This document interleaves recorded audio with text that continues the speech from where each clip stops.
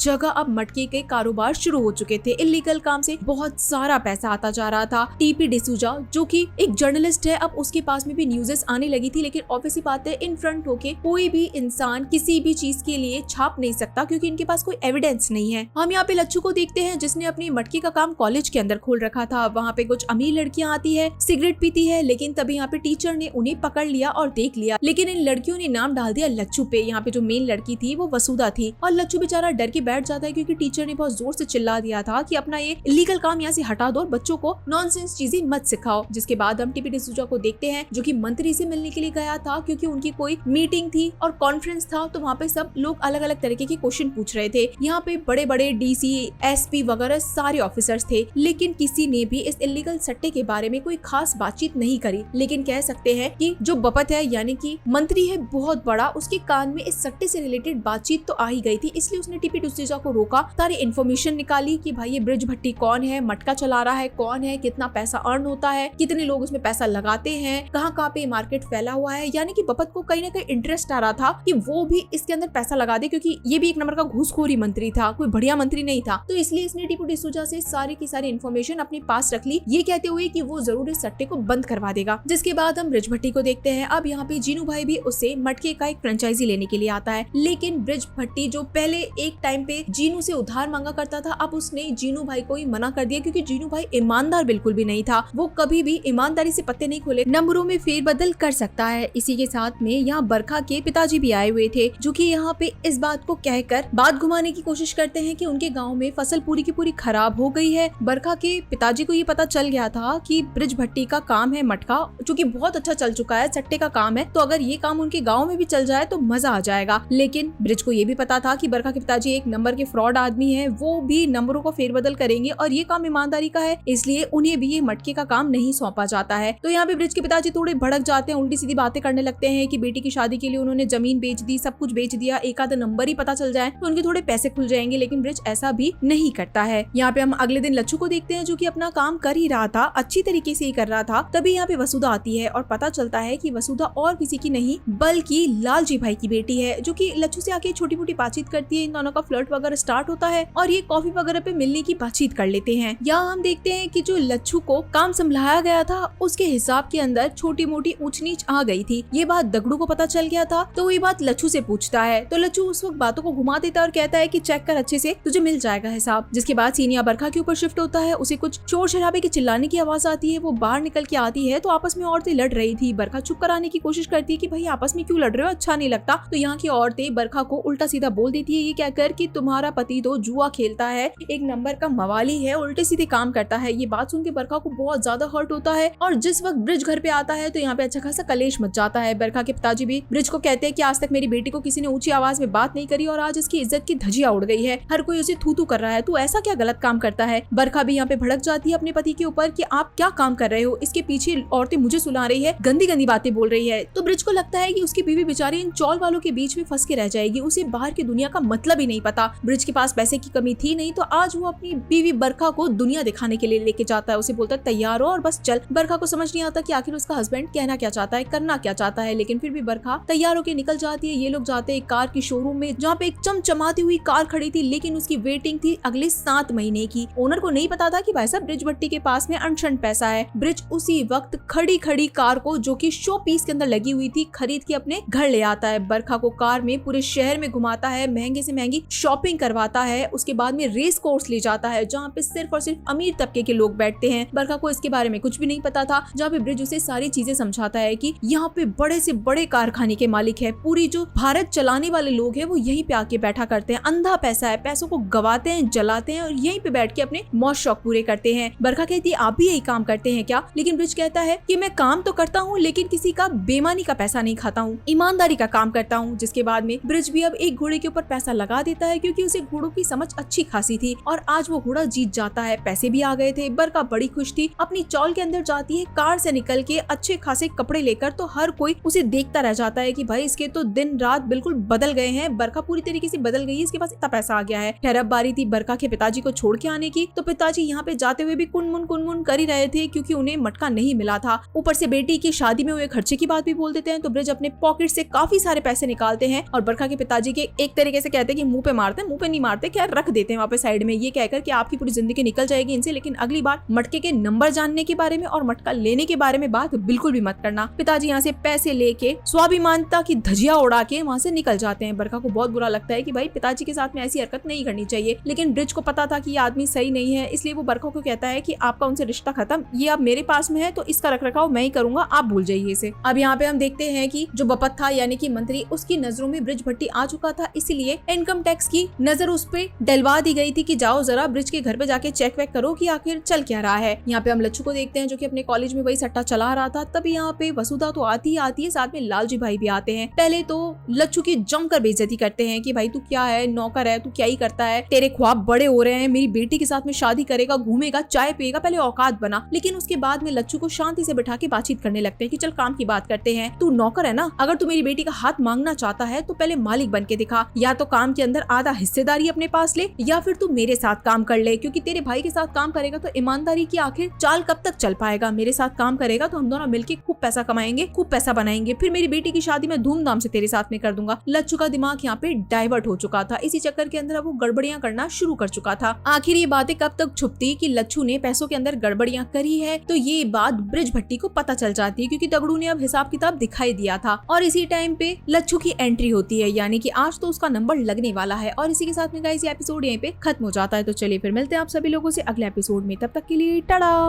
मटका किंग के episode number 4 की शुरुआत में हम देखते हैं कि लच्छू पकड़ा गया है। उसने पैसों के अंदर हेर फेर करी थी, नंबर्स को कभी कभी बदल भी दिया, या फिर नंबर्स अपने अकॉर्डिंग बदल के किसी को पैसे दे दिए, या फिर कभी किसी को पैसे ही नहीं दिए, यानी कि उसका हिसाब मैच नहीं हो रहा था। और ये बात दगड़ू ने पकड़ ली थी। अब यहाँ पे लच्छू अपने भाई को कहता है, ब्रिज भट्टी को, कि आप मेरी बात का विश्वास करेंगे, इस 2 कौड़ी के आदमी का विश्वास करेंगे। लेकिन ब्रिज को पक्का पता था कि दगड़ू कभी भी झूठ नहीं बोलेगा, क्योंकि उसका इसमें कोई लेना देना नहीं है। जबकि लच्छू ने ऐसा पहले भी करा, यानी कि छोटी मोटी चीजें उसकी हो रखी है, वो मकार बन सकता है। जैसे उसका हिसाब निकाला जाता है तो पूरी पोल पट्टी बाहर निकल जाती है कि लच्छू ने तो अच्छा खासा घपला कर रखा है, बहुत सारे पैसों को इधर का उधर कर रखा है। जिस बात के ऊपर ब्रिज उसके ऊपर चिल्लाता है कि तुझे जरूरत थी तो मुझसे ले लेता, ये पैसा, ये सब कुछ ईमानदारी के ऊपर मैंने खड़ा किया है, उस पूरे काम को मैंने ईमानदारी से खड़ा किया है, और तू मक्कारी करके पैसे को इधर उधर कर रहा है। तुझे जरूरत है तो मुझसे लेना, काम को आज के बाद अगर तूने गलत किया है ना तो फिर मुझसे बुरा कोई नहीं होगा, और आज के बाद तो मैं तेरे ऊपर विश्वास भी नहीं करूंगा, लगाऊंगा तेरे पीछे किसी न किसी को। लच्छू के यहाँ से चले जाने के बाद में, क्योंकि बहुत भयंकर वाली इंसल्ट हो गई थी उसकी, तो ब्रिज यहाँ पे सबको कह के उसका हिसाब निकलवा लेता है कि जो जितना भी पुराना हिसाब है सारा का सारा निकालो। अब यहाँ पे ब्रिज अपने घर पे पहुंचता है तो पता चलता है कि बरखा ने एक नया सोफा मंगाया था। ब्रिज कहता है कि क्यों इन सब चीजों की जरूरत कर रही हो, घर में सारी चीजें है तो सही। तो बरखा का मन था नई नई चीजें लेने का, तो वो ले लिया करती थी। ये आपस में बातचीत कर ही रहे थे कि तभी यहाँ पे इनकम टैक्स की रेड पड़ जाती है, जो कि कंटिन्यूअसली घर को तलाशने लगते हैं। बरखा डर जाती है, बच्चा भी डर जाता है, रुक्मणी भी एक तरफ बैठ जाती है, और ब्रिज भट्टी को कहा जाता है कि बताओ भाई सारा काला धन कहाँ पे छुपा के रखा है। ब्रिज कह रहा है घर आपके सामने है, आराम से ढूंढिए, जो मिलता है ले जाइए। तो यहाँ पे जितने भी पुलिस वाले थे पूरा घर तहस नहस कर देते हैं, लेकिन उन्हें कुछ खास नहीं मिलता सिवाय बरखा के छोटे मोटे पैसे जो रखे होते हैं ना अपने डब्बों के अंदर, वही पैसे मिलते हैं। यानी कि रेट एकदम फिटुस जाती है। जो भी टिप मिली थी कि ब्रिज के पास में पैसा पड़ा है, तो वो टिप एकदम बकवास जाती है। इसका मतलब है कि ब्रिज ने पहले से ही अपने पैसों को सही जगह पे इधर उधर करके छुपा दिया था। यहाँ पे अब हम लच्छू को देखते हैं, जिसकी कहानी आगे बढ़ रही थी वसुधा के साथ में। ये दोनों मिलते जुलते हैं, बातचीत करते हैं। वसुधा यहाँ पे अपने बाप के कहे लालजी भाई के कहे लच्छू को फंसाने की कोशिश करती है कि वो अपने भाई का काम छोड़कर उसके बाप के साथ में लग जाए, और ये दोनों मिलके जितना भी मक्कारी कर सकते हैं, बेईमानी कर सकते हैं, उसके साथ में आराम से पैसा कमाए। लच्छू अब वसुधा के साथ रहना चाहता था, इसलिए धीरे धीरे करके मैनिपुलेट होता जा रहा था। यहाँ पे अब हम बरखा को देखते हैं कि बरखा ने अपने नए ट्यूशंस ज्वाइन कर लिए हैं। वो घर में आखिर क्या करे, उसका ना तो मन लगता है, ऊपर से वो खुद के हस्बैंड की हेल्प करना चाहती थी, इसलिए अपनी ग्रेजुएशन को पूरा करने के लिए नाइट स्कूल के अंदर चली जाती है, जहाँ पे एक प्रोफेसर भी थे और बाकी सारे और भी लोग थे जो कि नाइट स्कूल के अंदर पढ़ के अपनी ग्रेजुएशन पूरी कर रहे थे। इसी के साथ हम ब्रिज भट्टी को देखते हैं, जिसने अब नया मकान भी ले लिया था। पैसों की कमी थी नहीं, बहुत बड़ा मकान था। घर में एक कमरा लच्छू का भी था, लेकिन लच्छू थोड़ा भड़का हुआ था, इसलिए उसने घर छोड़ दिया था, और अभी वो ब्रिज भट्टी के साथ में नहीं रह रहा था, कहीं और रह रहा था। इसी के साथ में ब्रिज को एक दिन पता चलता है कि सरकार ने ब्रिज के खिलाफ एक नई स्कीम निकाली है कि ये जो सट्टे का काम है उसे सरकारी कर दिया गया है। अगर आप सरकार के इस सिस्टम में पैसा लगाओगे तो आपको 100% मुनाफा होगा ही होगा, और कोई भी चोरी चकारी मक्कारी नहीं होगी, और पैसा जो है व्हाइट के अंदर आएगा। तो लोगों को विश्वास रहने लगा कि भाई सरकार थोड़ी ना पैसा लेके भागेगी। तो ब्रिज का यहाँ पे थोड़ा सा काम डामाडोल हो गया, क्योंकि पैसा अब लोग सरकार में लगाने लगे थे। लेकिन यहाँ पे ब्रिज को कोई खास फर्क पड़ता नहीं है। यहाँ पे हम ब्रिज को देखते हैं जो कि गुलरुख से मिलने के लिए गया था। इन लोगों के बीच की फ्रेंडशिप थोड़ी सी ज्यादा बढ़ जाती है, दोनों नजदीक आ जाते हैं, लेकिन ब्रिज को तभी फैमिली याद आ जाती है और वो फटाफट से अपने घर भाग के आ जाता है,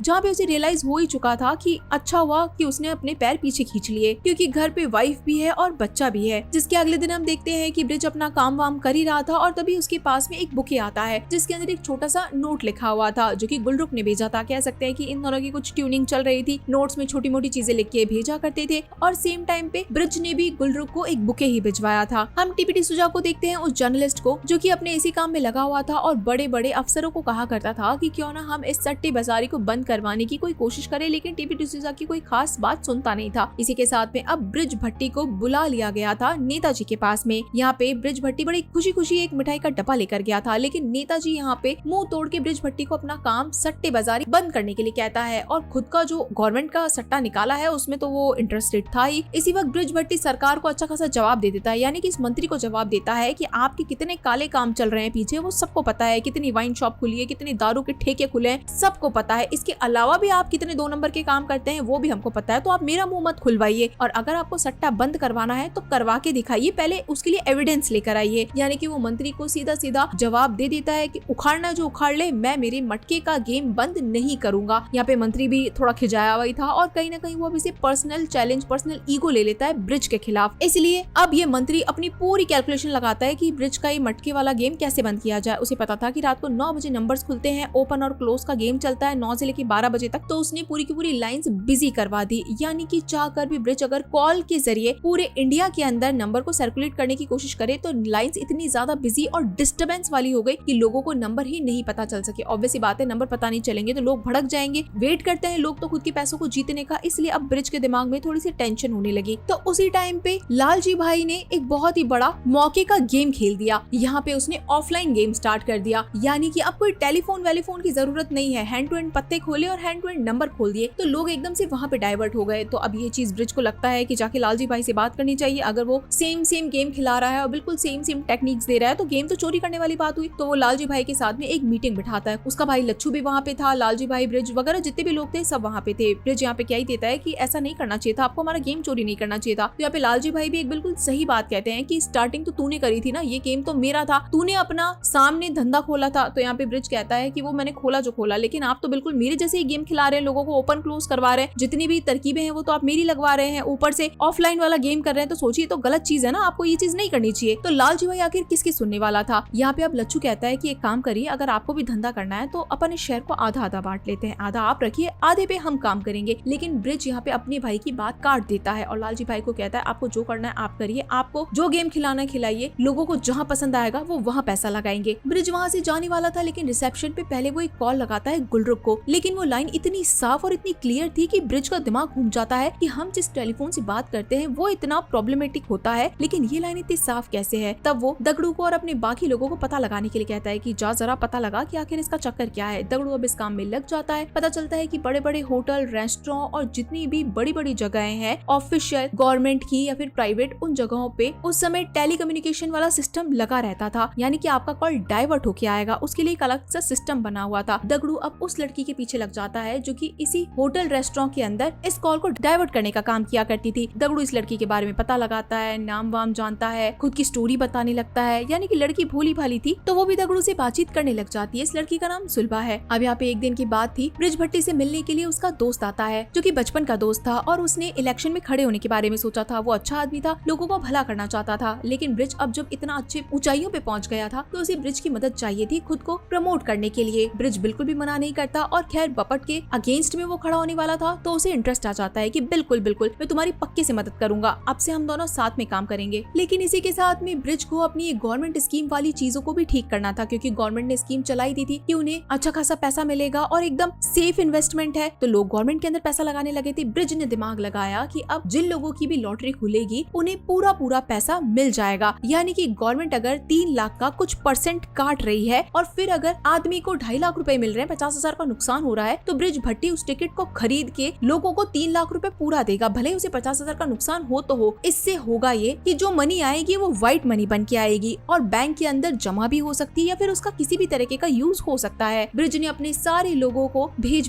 के जीते हुए लोगों से टिकट खरीद लिए, लोगों को पूरा पूरा पैसा दिया, पूरे पैसों को व्हाइट मनी कर लिया और उसके बाद में अपने दोस्त को इलेक्शन के अंदर जितवा दिया, सारा पैसा उसके अंदर लगा दिया। ब्रिज के पास में पैसे की कोई कमी नहीं थी, इसलिए उसने अलग अलग अड्डों पे अलग अलग तरीकों से पैसों को छुपवा दिया था ताकि कोई भी उन पैसों को कभी भी नहीं देख पाए, न छू पाए, रेड भी पड़े तो किसी को ही पता चलेगा। जिसके बाद हम ब्रिज को देखते हैं, गुलरुख के साथ उसकी दोस्ती काफी ज्यादा बढ़ गई थी। एक दिन तो कह सकते हैं कि उसने अपने पैर भी पीछे नहीं किए, वो आगे बढ़ गया और उनका कुछ सीन हो गया। इसी के साथ में दगड़ू भी सुलभा के साथ में कंटिन्यूअसली अपनी फ्रेंडशिप बढ़ाता जा रहा था ताकि वो उसका दिल जीत पाए, उसका मन जीत पाए, उसके ऊपर अपना विश्वास जता पाए। सुलभा भी कहीं ना कहीं इन चीजों के अंदर फंस गई थी और दगड़ू के ऊपर विश्वास कर लेती है। अब यहाँ पे दगड़ू खुद की रिक्वेस्ट देता है उसे कि कुछ नंबर नंबर्स है जो कि तुम्हें अलग अलग जगहों पे कॉल करके बताने हैं। सुलभा को पहले तो डर लगता है कि वो ये काम कैसे करेगी, लेकिन दगड़ू विश्वास दिलाता है कि कुछ नहीं होगा, तुम बिल्कुल भी टेंशन मत लो, ऊपर से पैसे का लालच तो किसको ही नहीं है, सुलभा को भी पैसे मिलेंगे, तो वो इस काम के लिए राजी हो जाती है। जिसके बाद हम एक बार लच्छू को देखते हैं, एक आदमी जिसका 2 दिन पहले एक जोड़ी लगी थी। तो वो आदमी लच्छू के पास आता है अपना टिकट लेकर और बताता है कि देख भाई, मेरे ये पैसे लगे थे, मुझे ये टिकट आज वापस दिख गया है, तू मेरे पैसे वापस दे दे। लच्छू ने अपनी चीजें चेक करी, उसे पता चल गया था कि नंबर लग गया है और बहुत बड़ी रकम देनी पड़ेगी। तो ये लच्छू मुकर जाता है कि नहीं नहीं, टिकट पुराना है, तूने तो पैसे ले लिए, तू तो वापस आ गया है। तो ये आदमी कहता है कि भाई मैं झूठ नहीं बोल रहा, देख मेरे साथ और भी लोग आए हैं, मैंने उस दिन पैसे नहीं लिए थे और मेरी जोड़ी खुली, वापस से चेक कर। लच्छू एकदम मुकर जाता है कि ये नंबर नहीं खुले थे और तू चला जा यहाँ से, मैं तुझे पैसे नहीं दूंगा। यहाँ पे बहुत बड़ा अच्छा खासा झगड़ा छिड़ जाता है। जब पता चलता है लोगों को कि ये तो ब्रिज भट्टी का भाई है, सगा भाई है, ब्रिज भट्टी इतना भगवान जैसा आदमी, ईमानदार आदमी, और ये लच्छू उसका बिल्कुल अपोजिट एक नंबर का धोखेबाज झूठा आदमी, ये लोग ब्रिज भट्टी के पास जाएंगे और इसकी शिकायत करेंगे। ये बात आगे से आगे पहुंच चुकी थी। यहाँ पे हम सुलभा को देखते हैं जो कि डरी हुई थी और पहली बार अपना काम शुरू करती है। दगड़ू उसे नंबर दे चुका था, धीरे धीरे करके वो अलग अलग जगहों पे कॉल डाइवर्ट करती है। दिल्ली, मुंबई, हैदराबाद, गुजरात, राजस्थान, दिल्ली, जितनी भी जगहें थी उन सब पे कॉल कर करके ओपन क्लोज के नंबर बता देती है। उसे आसपास के लोग देखते हैं लेकिन समझ नहीं पाते कि ये कर क्या रही है। जिसके बाद में अब जब लच्छू ने ये कांड कर ही दिया था तो पुलिस वाले उसे उठा के ले जाते हैं, क्योंकि उन लोगों ने कंप्लेन कर दी थी कि भाई ये सट्टा चलाता है। पुलिस वाले को अगर कोई कंप्लेन बोलेगा तो पुलिस वाला तो आके उठाएगा। उसके बाद लच्छू को सीधा थाने में ठूस दिया जाता है। ब्रिज आता है अपने लोगों के साथ में, लेकिन उसे गुस्सा आ रहा था कि लच्छू ने आखिर ऐसा क्यों किया, उस आदमी के पैसे क्यों रोके, जब उस आदमी का पैसा बनता है, उसका टिकट बनता है, नंबर बिल्कुल सही थे, तो तूने उसके पैसे क्यों नहीं दिए। लच्छू कहता है कि आपको मेरी बात विश्वास नहीं है, उसके नंबर नहीं थे, 2 दिन पुरानी चिट लेकर आया था वो। लेकिन ब्रिज को पता था कि लच्छू झूठ बोल रहा है, उसे ऐसा नहीं करना चाहिए था। तो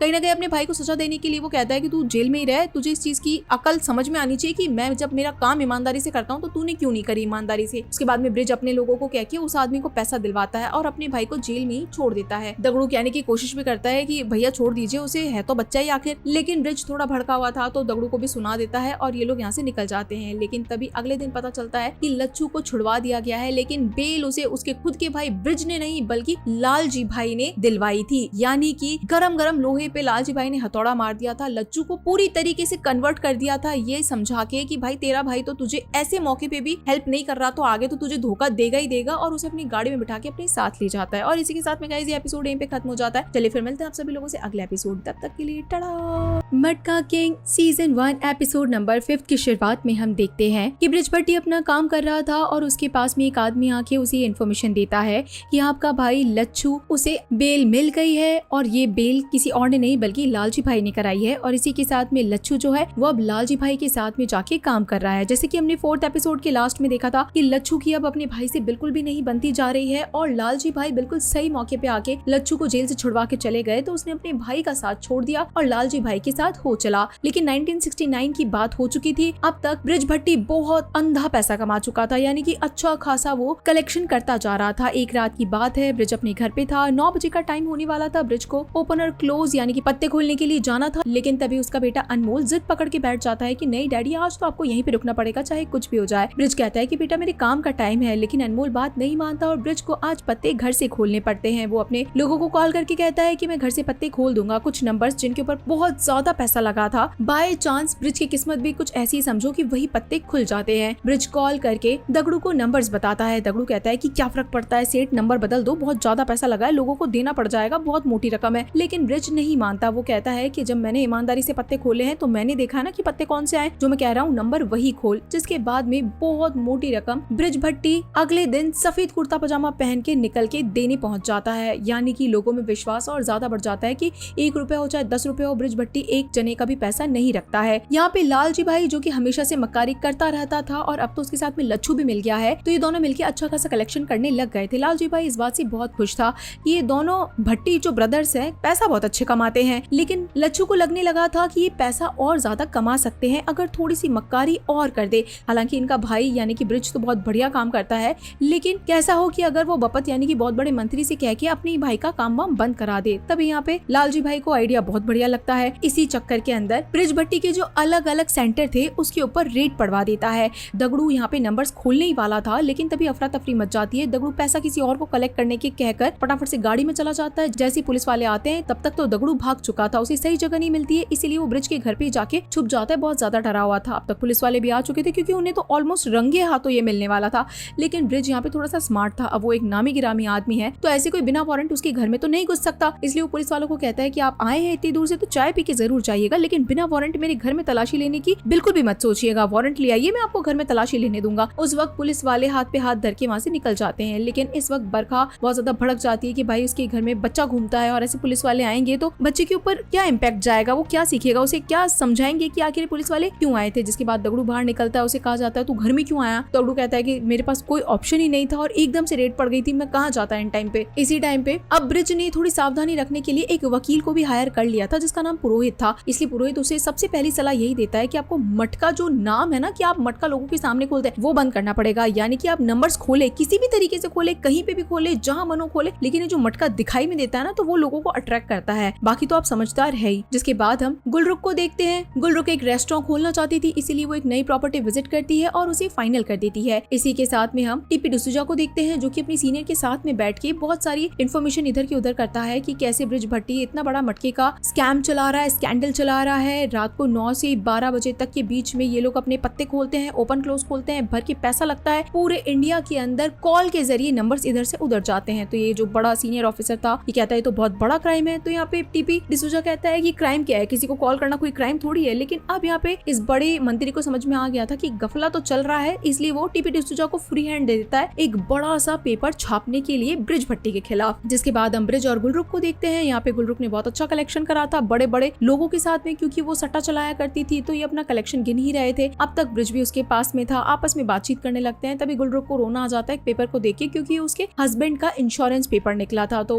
थोड़ी सी इमोशनल हो जाती है। तब तक तो ब्रिज भट्टी अपना पूरा कंधा दे देता है उसे, यानी कि ये काफी ज्यादा क्लोज आ जाते हैं। जिसके बाद में ब्रिज घर भी जाना चाहता था, लेकिन आज गुलरुख उसे घर भी नहीं जाने देती है। इसी के साथ में हम यहाँ सुलभा को देखते हैं जिसे दगड़ू फोन करके थोड़ा सा अटेंटिव रहने के लिए कहता है कि हो सकता है चेकिंग के लिए पुलिस वाले आ सकते हैं, थोड़ा ध्यान रखना, किसी को कुछ बताना मत, मैं गाँव जाने वाला हूँ, तू भी मेरे साथ चल। सुलभा भी हाँ कर देती है। यहाँ पे हम फिर से गुलरुख और ब्रिज को ही देखते हैं। यहाँ पे गुलरुख का कहना था कि वो एक नया रेस्टोरेंट खोलना चाहती है तो उसके बारे में सोच रही है। तो ब्रिज कहता है कोई दिक्कत नहीं है, कल ही कोई लोकेशन देख आते हैं, पक्की कर देंगे। गुलरुख कहती है कि मैंने सब कुछ कर लिया है, जगह ले ली है और जल्द ही मैं एक रेस्टोरेंट ओपन करूंगी अपने नाम से। तो ब्रिज का कहना था कि तुम्हारा और मेरा नाम क्या होता है, अलग अलग थोड़ी ना है, हम दोनों ही की तो है। लेकिन गुलरुख मना कर देती है और कहती है कि नहीं, ये मैं मेरे पैसों से मेरे लिए अकेले के लिए करना चाहती हूँ। जिस बात से ब्रिज को थोड़ा अच्छा नहीं लगता और वो यहाँ से निकलने के लिए कहता है। अगले दिन बरखा जब ब्रिज भट्टी के कपड़े धो रही थी तो उसे कपड़ों के अंदर से स्मेल आ जाती है। ऑब्वियस सी बात है कि वो एक वाइफ है तो उसे अपने हस्बैंड के कपड़ों में से अगर कोई दूसरी स्मेल आएगी तो वो पकड़ ही लेगी। जिसके बाद हम गुलरुख को देखते हैं जो कि अपने इन-लॉज के घर पे गई थी। उसके इन-लॉज के जो काम करने वाले थे घर में वो भी जानते थे कि इसकी सास गुलरुख को बिल्कुल भी पसंद नहीं करती है। तभी यहाँ पे गुलरुख की सास आती है। गुलरुख अपने पुराने घर में जाके बहुत ज्यादा इमोशनल फील करती है, बहुत ज्यादा कनेक्टिंग फील करती है, क्योंकि काफी टाइम तक वो यही थी। गुलरुख की सास उसे बिल्कुल भी पसंद नहीं करती थी क्योंकि वो अपने बेटे के मर्डर का सारा कसूर गुलरुख को मानती थी, जबकि गुलरुख का कहना था कि वो एक एक्सीडेंट था और वो कुछ उसकी वजह से नहीं हुआ था, वो इस घर के अंदर सिर्फ प्यार देने के लिए आई थी। लेकिन अब कहीं ना कहीं सासू माँ और ज्यादा भड़क जाती है और कहने लगती है कि तुम्हारे सारे काले धंधे मुझे पता है। गुलरुख तो बस अपने मरे हुए हस्बैंड का इंश्योरेंस का लेटर देने के लिए आई थी, लेकिन उसकी सासू से बहुत गंदा गंदा सुनाती है कि तू ये तेरे घर में कौन आता है, तेरे घर में कौन रहता है, तू पैसा कहाँ लगाती, मुझे सब कुछ पता है, चली जाए यहाँ से। गुलरुख बेचारी बेमतलब के अंदर सुन लेती है सारी चीजें और फिर यहाँ से निकल जाती है। जिसके बाद हम यहाँ पे बरखा को देखते हैं। यहाँ पे उसका कोई एग्जाम चल रहा था, लेकिन उसके प्रोफेसर आके उसे एक टिप दे देते हैं कि अपनी जो फाइनल आंसर्स है उनको एक बार और टैली करो, ये सही आंसर्स नहीं है। यानी कि वो कहीं ना कहीं बरखा की हेल्प करना चाहते थे। जिसके बाद हम अनमोल को देखते हैं। वो रुक्मणी के साथ में घर पे आ रहा था, लेकिन कुछ पागल लोग जिन्हें सट्टे की बहुत ज्यादा गंदी लत लगी हुई थी, वो छोटे से बच्चे को पकड़ के पूछने लगते हैं कि बता बता तेरे बाप कौन सा नंबर खोलने वाला है, वो कोई तो नंबर खोलेगा ना, एक ही नंबर बता दे, चल मैं अमीर हो जाऊंगा। यानी कि बच्चे को थोड़ा सा ज्यादा टॉर्चर हो गया था। छोटे बच्चे के लिए हैंडल करना थोड़ा गलत चीज हो गई थी। रुक्मणी बच्चे को घर पे ले आई थी और इस बात से बरखा बहुत ज्यादा भड़क गई थी। जैसे ही ब्रिज घर पे आता है तो उसके ऊपर भी वो चढ़ जाती है कि तुम्हें समझ में भी आता है कि बच्चे के साथ में क्या हो रहा है, लोग उसे रास्ते पे रोक रोक के पूछ रहे हैं, इस चीज को तुम किस तरीके से हैंडल करोगे, कुछ तो सोचो। अब तक अनमोल को बुखार भी आ चुका था और अब ब्रिज को भी टेंशन होने लगी थी कि ये तो उसके बच्चे के साथ सही नहीं हुआ, कल हो सकता है लोग एग्रेशन के अंदर आके उसके बच्चे को कोई नुकसान भी पहुंचा दे। तो अब यहाँ पे ब्रिज रात में ही बरखा को कहता है कि वो उसके बेटे को बोर्डिंग स्कूल के अंदर डलाएगा। यहाँ पे बरखा का कहना था कि तुम इसके बारे में कुछ और भी सोच सकते हो, उसका स्कूल बदलवा सकते हो, बॉडीगार्ड लगवा सकते हो या फिर घर में ट्यूशन दे सकते हो, ऐसा तो नहीं है ना कि बोर्डिंग स्कूल एक आखिरी ऑप्शन है। लेकिन ब्रिज का कहना था कि वो बच्चा आराम से खुल के नहीं जी पाएगा, हमेशा बाउंडेशन में रहेगा, जबकि अगर वो बोर्डिंग स्कूल में चला जाएगा तो बच्चे की जिंदगी अच्छी हो जाएगी, वो आराम से खुल के तो जी सकता है, वहाँ पे उसे कोई टॉर्चर नहीं करेगा। तो अगले दिन ही ब्रिज बरखा अपने बच्चे अनमोल को बोर्डिंग स्कूल में डलवा देते हैं। बरखा को ये बात बिल्कुल भी पसंद नहीं आती है क्योंकि भाई कौन अपने बच्चे को अलग करता है, लेकिन फिर भी बड़े दिल के के ऊपर पत्थर रखने के बाद में उसे अपने बच्चे को बोर्डिंग स्कूल में छोड़ना पड़ता है। यहाँ पे हम बीच बीच में दगड़ू को भी देखते हैं जो कि सुलभा को लेके अपने गाँव आ चुका था, अपने माँ बाप से मिलवाता है, दोस्तों से मिलवाता है। इसी के साथ में यहाँ पे भी जो मटके का छोटा मोटा सा कलेक्शन वगैरह होता है, चीजें चलती है, उसे भी सुलभा के साथ में बताता है। सुलभा को पूरी स्टोरी बताता है कि कैसे वो आर्मी के अंदर था, उसका पैर कैसे डैमेज हुआ, उसका जो बड़ा अफसर था वो उसे छोड़ के भाग गया, इवन सारा का सारा इल्जाम उसके ऊपर लगा दिया, उसे कोई मेडल मिलने की बजाय उसके ऊपर भागने वाला आरोप लगा दिया। इसी चक्कर के अंदर आज उसके पास कोई अच्छी जॉब नहीं है, लेकिन मटके ने उसकी बहुत हेल्प करी, उसे बहुत पैसा दिलाया, उसे जो इज्जत सम्मान मिलना चाहिए था वो सब कुछ इस काम को करने के बाद आया। जिसके बाद हम बरखा और ब्रिज को देखते हैं जो कि अभी भी रास्ते के बीच में रुके हुए ही थे, और अब यहाँ पे बरखा जो थी बहुत ज्यादा डिसअपॉइंटेड थी, और इवन अब तो ब्रिज के साथ में गलत सलत बात भी करने लगती है। वो उसे कहती है कि तुम्हारा बेटा बड़ा होगा तो ये कहेगा क्या कि उसका बाप किसके साथ में सो रहा था। यानी कि अब ब्रिज के सामने पूरी चीज कन्फ्रंट हो चुकी थी कि बरखा को पता चल गया है कि ब्रिज का चक्कर एक लड़की के साथ में चल रहा है, उसे वो मटका क्वीन बना के रखता है, तो इसलिए वो गंदी गंदी बातें कहने लगती है कि वो तुम्हारे साथ कितने टाइम से रह रही है, उसे कितना पैसा देते हो, ये वो। ब्रिज मना करता है कि भाई ऐसी फालतू की बातें मत कर, बकवास मत कर। तो बरखा और उल्टा सीधा कहती है। तो ब्रिज कहता है मैंने आज तक तुझे कोई कमी रखी है, तुझे किसी भी चीज की कमी हुई है? तो बरखा कहती है कमियों को पूरा करना कोई शादी नहीं कहलाती है। गुस्से के अंदर वो खाना पीना खाने लग जाती है। यानी कि इसी समय पे शायद ब्रिज को रुक जाना चाहिए, लेकिन इसके बाद भी शायद वो कभी नहीं रुका। जिसके बाद ब्रिज अब नए नए काम खोलने लग गया था। यानी कि उसने रुक्मणी के नाम पे एक नया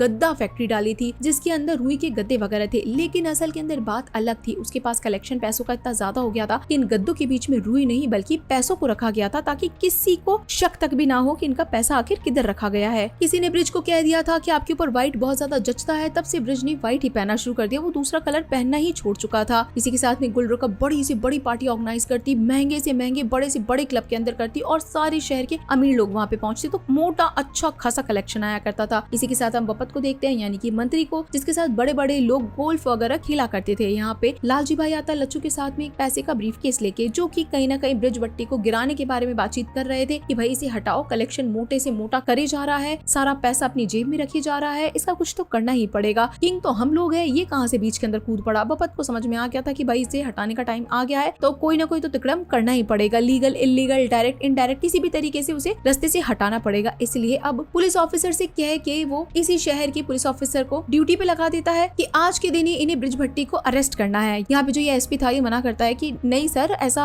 सही नहीं रहेगा एकदम से, अभी तो उसके खिलाफ कोई चार्जेस भी नहीं है। तो ये ऊपर वाला अफसर इसके ऊपर चिल्लाता है एसपी के ऊपर कि तुझे पता है कि करना है क्या है, ऊपर से ऑर्डर आए मंत्री से, तो अभी के अभी जाओ, तैयारी करो उसे अरेस्ट करने की। तो सारे के सारे पुलिस वाले पहुंच जाते हैं, ब्रिज को उसकी फैक्ट्री के अंदर से उठा के ले जाते हैं, जबकि कोई कागज नहीं था। फिर भी लोगों को समझ में आ गया था कि अब तो कोई बात गर्मा गर्मी होने वाली है। अब यहाँ पे ब्रिज को बिठा दिया जाता है ये कहकर कि तुम्हारे पत्ते खुलते हैं ना 9 बजे तक, अगर 9 बजे तक पत्ते खुल गए इसका मतलब है कि तुम निर्दोष हो, पत्ते तुम नहीं खोलते हो, और अगर पत्ते नहीं खुलते हैं तो फिर मानो कि आज तो तुम यहाँ से बाहर नहीं निकल पाओगे। अब ब्रिज यहाँ पे आराम से बैठा था। इसी के साथ में उसने जाने से पहले दगड़ू को कह दिया था कि पुरोहित को कॉल कर, यानी कि उसका एडवोकेट। अब यहाँ पे पुरोहित आके बैठ जाता है, कोई लीगल बात करता है, लेकिन ऑब्वियसली बात है कि पुरोहित की भी बस की बात नहीं थी, क्योंकि मामला ऊपर तक जा चुका था। कुछ ही देर के अंदर पत्ते खोलने का टाइम आने वाला था, 9:15 बज चुकी थी, एकदम पीक टाइम था। लेकिन इसी वक्त ब्रिज का दिमाग चलता है, पुरोहित से शायद उसने पहले ही इस बारे में बात कर रखी होगी कि ऐसी सिचुएशन 100% कभी ना कभी आएगी, इसलिए वो एक पुलिस ऑफिसर को पानी के लिए कहते हैं। जैसे ही पानी आता है तो जो भी हवलदार था उसकी बेल्ट पे एक नंबर लिखा था 567, उसी नंबर को ये दोनों आंखों में फिक्स कर लेते हैं, और पुरोहित यहाँ से क्या चला जाता है कि अगर पत्ते खुल गए इसका मतलब कि ब्रिज भट्टी निर्दोष है, आप इन्हें छोड़ दीजिएगा। तो 9 बज जाते हैं, अब तक पत्ते नहीं खुले थे, लेकिन कुछ ही देर के अंदर जहाँ पे हर इंसान वेट कर रहा था, बहुत ही बेसब्री से वेट कर रहा था, दगड़ू के पास कॉल आ जाता है पुरोहित का, और नए पत्ते खुल चुके थे 567, जबकि ब्रिज अरेस्टेड था। तो पुलिस वाले को भी समझ में नहीं आता है कि आखिर ऐसे कैसे हो सकता है, ब्रिज यहाँ पे बैठा है, पत्ते कैसे खुल गए, कुछ समझ में नहीं आ रहा था। और ब्रिज ऑब्वियसली बात है निर्दोष ही ठहराया गया था, और अब यहाँ पे से ब्रिज के जाने का टाइम आ गया था। 567 नंबर खुले थे, बहुत ही नॉर्मल तरीका था, लीगल नंबर थे, और वापस से पूरे जगह पे डिस्ट्रीब्यूट करा दिए जाते हैं। जाने से पहले ब्रिज उस हवलदार को थैंक यू जरूर बोल के जाता है। और इसी के साथ भी गाइस ये 5th एपिसोड यहीं पे खत्म हो जाता है। तो चलिए फिर मिलते हैं आप सभी लोगों से अगले एपिसोड में, तब तक के लिए टाटा। मटका किंग सीजन 1 के एपिसोड नंबर 6 की शुरुआत होती है 1971 से। अब जो है ब्रिज भट्टी का काम बहुत ज्यादा ऊंचाइयों पे जा चुका था। आए दिन उसके बारे में अखबार में चीजें छपा करती थी, वो भी विद फोटो, क्योंकि मटका का काम वही चलाया करता था। हालांकि शहर में और भी लोग मटके का काम चलाया करते थे, यानी कि लीगल सट्टेबाजी, बैटिंग, बट नाम सिर्फ और सिर्फ ब्रिज का आया करता था। ये बात बरखा को पता चलती है, और भी लोग जैसे कि दगड़ू, सुलभा, इसी के साथ में गुलरुख, ये सब बैठ के न्यूज़पेपर पढ़ते हैं, और इन लोगों को समझ में आ रहा था कि चीजें गड़बड़ हो सकती है इन फ्यूचर। लेकिन ब्रिज को इस चीजों से कोई खास फर्क नहीं पड़ता है कि रोज ये चीजें होती रहती है, अखबार में नाम आया ही करते हैं, लेकिन कुछ न कुछ तो वो जरूर करेगा अब इस बार। यहाँ हम देखते हैं कि टीपी डिसूजा जब ऑफिस पहुंचता है तो वो अपने सीनियर से बात करता है कि सर मैंने आपको कोई और चीज लिख के दी थी, लेकिन आपने तो ये पूरी की पूरी चीज ब्रिज भट्टी के ऊपर ढोल दी। क्योंकि जो टीपी डिसूजा है वो थोड़ा बहुत ईमानदार आदमी है ही, उसने ब्रिज भट्टी के साथ में और भी जो लोग इस चीज में इंक्लूड थे, यानी कि मटका के काम में, सट्टे के काम में जो भी लोग लगे हुए थे बड़े बड़े, उसने उनका नाम भी लिखा था। लेकिन ये जो बड़ा सीनियर है उसने टीपी डिसूजा के जो मेन आर्टिकल था उसके अंदर केवल और केवल ब्रिज भट्टी का नाम रखा, बाकी सबका नाम हटा दिया और दो चार चीजें यानी कि कहते हैं ना नमक मिर्ची लगा के आर्टिकल बनाया था। इस बात से टीपी डिसूजा को बहुत ज्यादा बुरा लग रहा था कि अगर आप सबके ऊपर लिख रहे हैं तो सबके ऊपर लिखिए ना, सिर्फ एक को क्यों टारगेट कर रहे हैं। इसी के साथ हम यहाँ दगड़ू को देखते हैं जो कि एक न्यूज़पेपर वाले के साथ में बैठा था और उसे कुछ न्यूज़पेपर के आर्टिकल्स दे देता है कि उसे ये ऐड करवाना है। यहाँ पे हम गुलरुख के ऑफिस में उसकी फ्रेंड को देखते हैं जो कि न्यूज़पेपर लेकर आई थी और कहती है कि ये देखो तुम्हारे नाम को मटका क्वीन कहा जा रहा है, तुम्हारा नाम कितना ज्यादा खराब हो रहा है। लेकिन गुलरुख को पैसों के सामने कुछ भी नहीं दिखता। उसका कहना था कि लोग आज बोलेंगे कल नहीं बोलेंगे,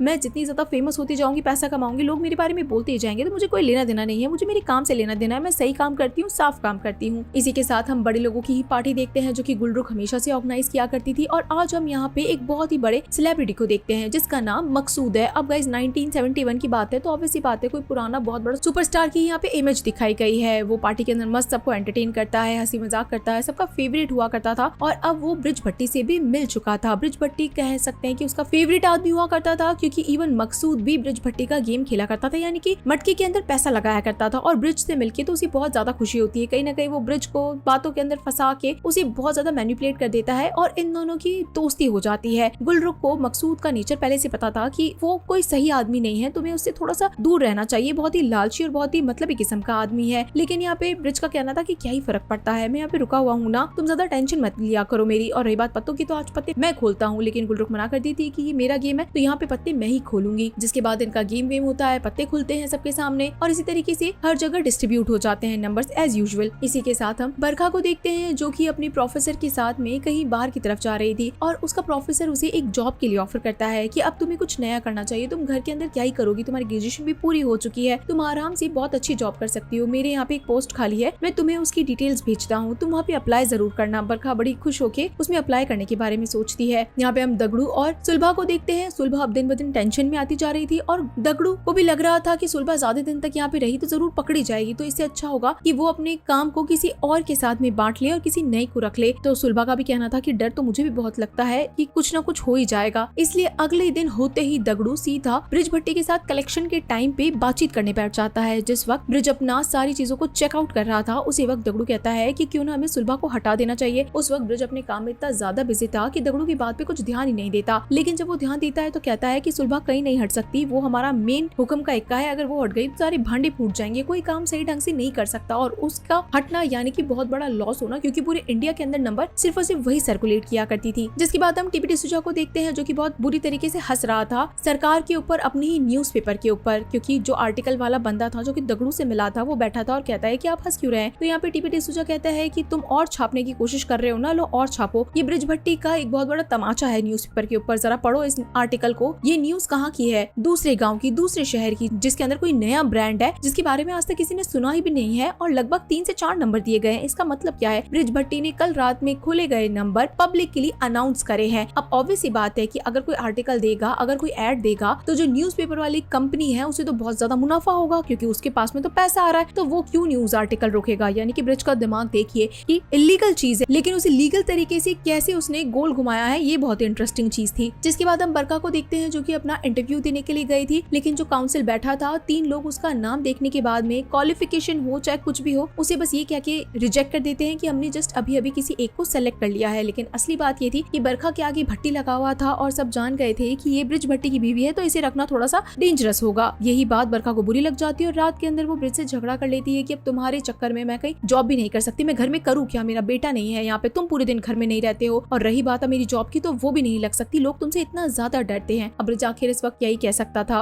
हालांकि बरखा को कोई कमी नहीं है लेकिन वो घर पे भी क्या ही करेगी। यहाँ पे हम देखते हैं अगले दिन ब्रिज अपना कुछ काम कर रहा था और तभी उसे इनकम टैक्स डिपार्टमेंट का एक लेटर आ जाता है कि जल्द से जल्द उसके यहाँ पे रेड पड़ने वाली है और उसे पैसा वगैरह भी जमा कराना ही है। इसलिए आए दिन पुलिस वाले यहाँ पे लोगों को उठा उठा के ले जाते हैं, कभी ब्रिज के लोगों को तो कभी यहाँ पे लालजी भाई के लोगों को। इसी चक्कर के अंदर लालजी भाई बहुत ज्यादा भड़क जाता है कि भाई मैंने तुम्हें उसके लोगों को उठाने के लिए कहा था, तुम तो मेरे अड्डे के लोगों को सबको उठा के ले गए, तुम लोगों का दिमाग खराब है क्या। तो यहाँ पे मंत्री कहता है शांत हो जाओ मैं बात करता हूँ। इसलिए वो बड़े सीनियर पुलिस ऑफिसर को कॉल करता है कि भाई ये लालजी भाई के लोगों को छुड़वाओ। इसीलिए ये सीनियर ऑफिसर सीधा तांबड़े को कॉल करता है और तांबड़े को लालजी भाई के लोगों को छोड़ने के लिए कहता है। इस बार तांबड़े भी थोड़ा गुस्सा हो जाता है कि सर आपने मुझे कहा था कि मटके के सारे लोगों को अरेस्ट करने के लिए, अब मैंने बिना पेपर के उन सबको अरेस्ट करा तो आप मुझे उन सबको छोड़ने के लिए कह रहे हैं, क्या चल रहा है। तो ये सीनियर ऑफिसर कहता है कि तुझे जितना बोला गया तो बस उतना कर, जितने भी लालजी भाई के आदमी उन सबको छोड़। तो तांबड़े कहता है सर मैं नहीं करूंगा, आप मुझे रिटर्न के अंदर ये सब कुछ लिख के दीजिए। अब यहाँ पे इस बड़े ऑफिसर का दिमाग घूम जाता है। जिसके बाद हम वापस से ब्रिज को देखते हैं जो कि बड़े लोगों की पार्टी के अंदर ही बैठा था। यहाँ पे मकसूद भी था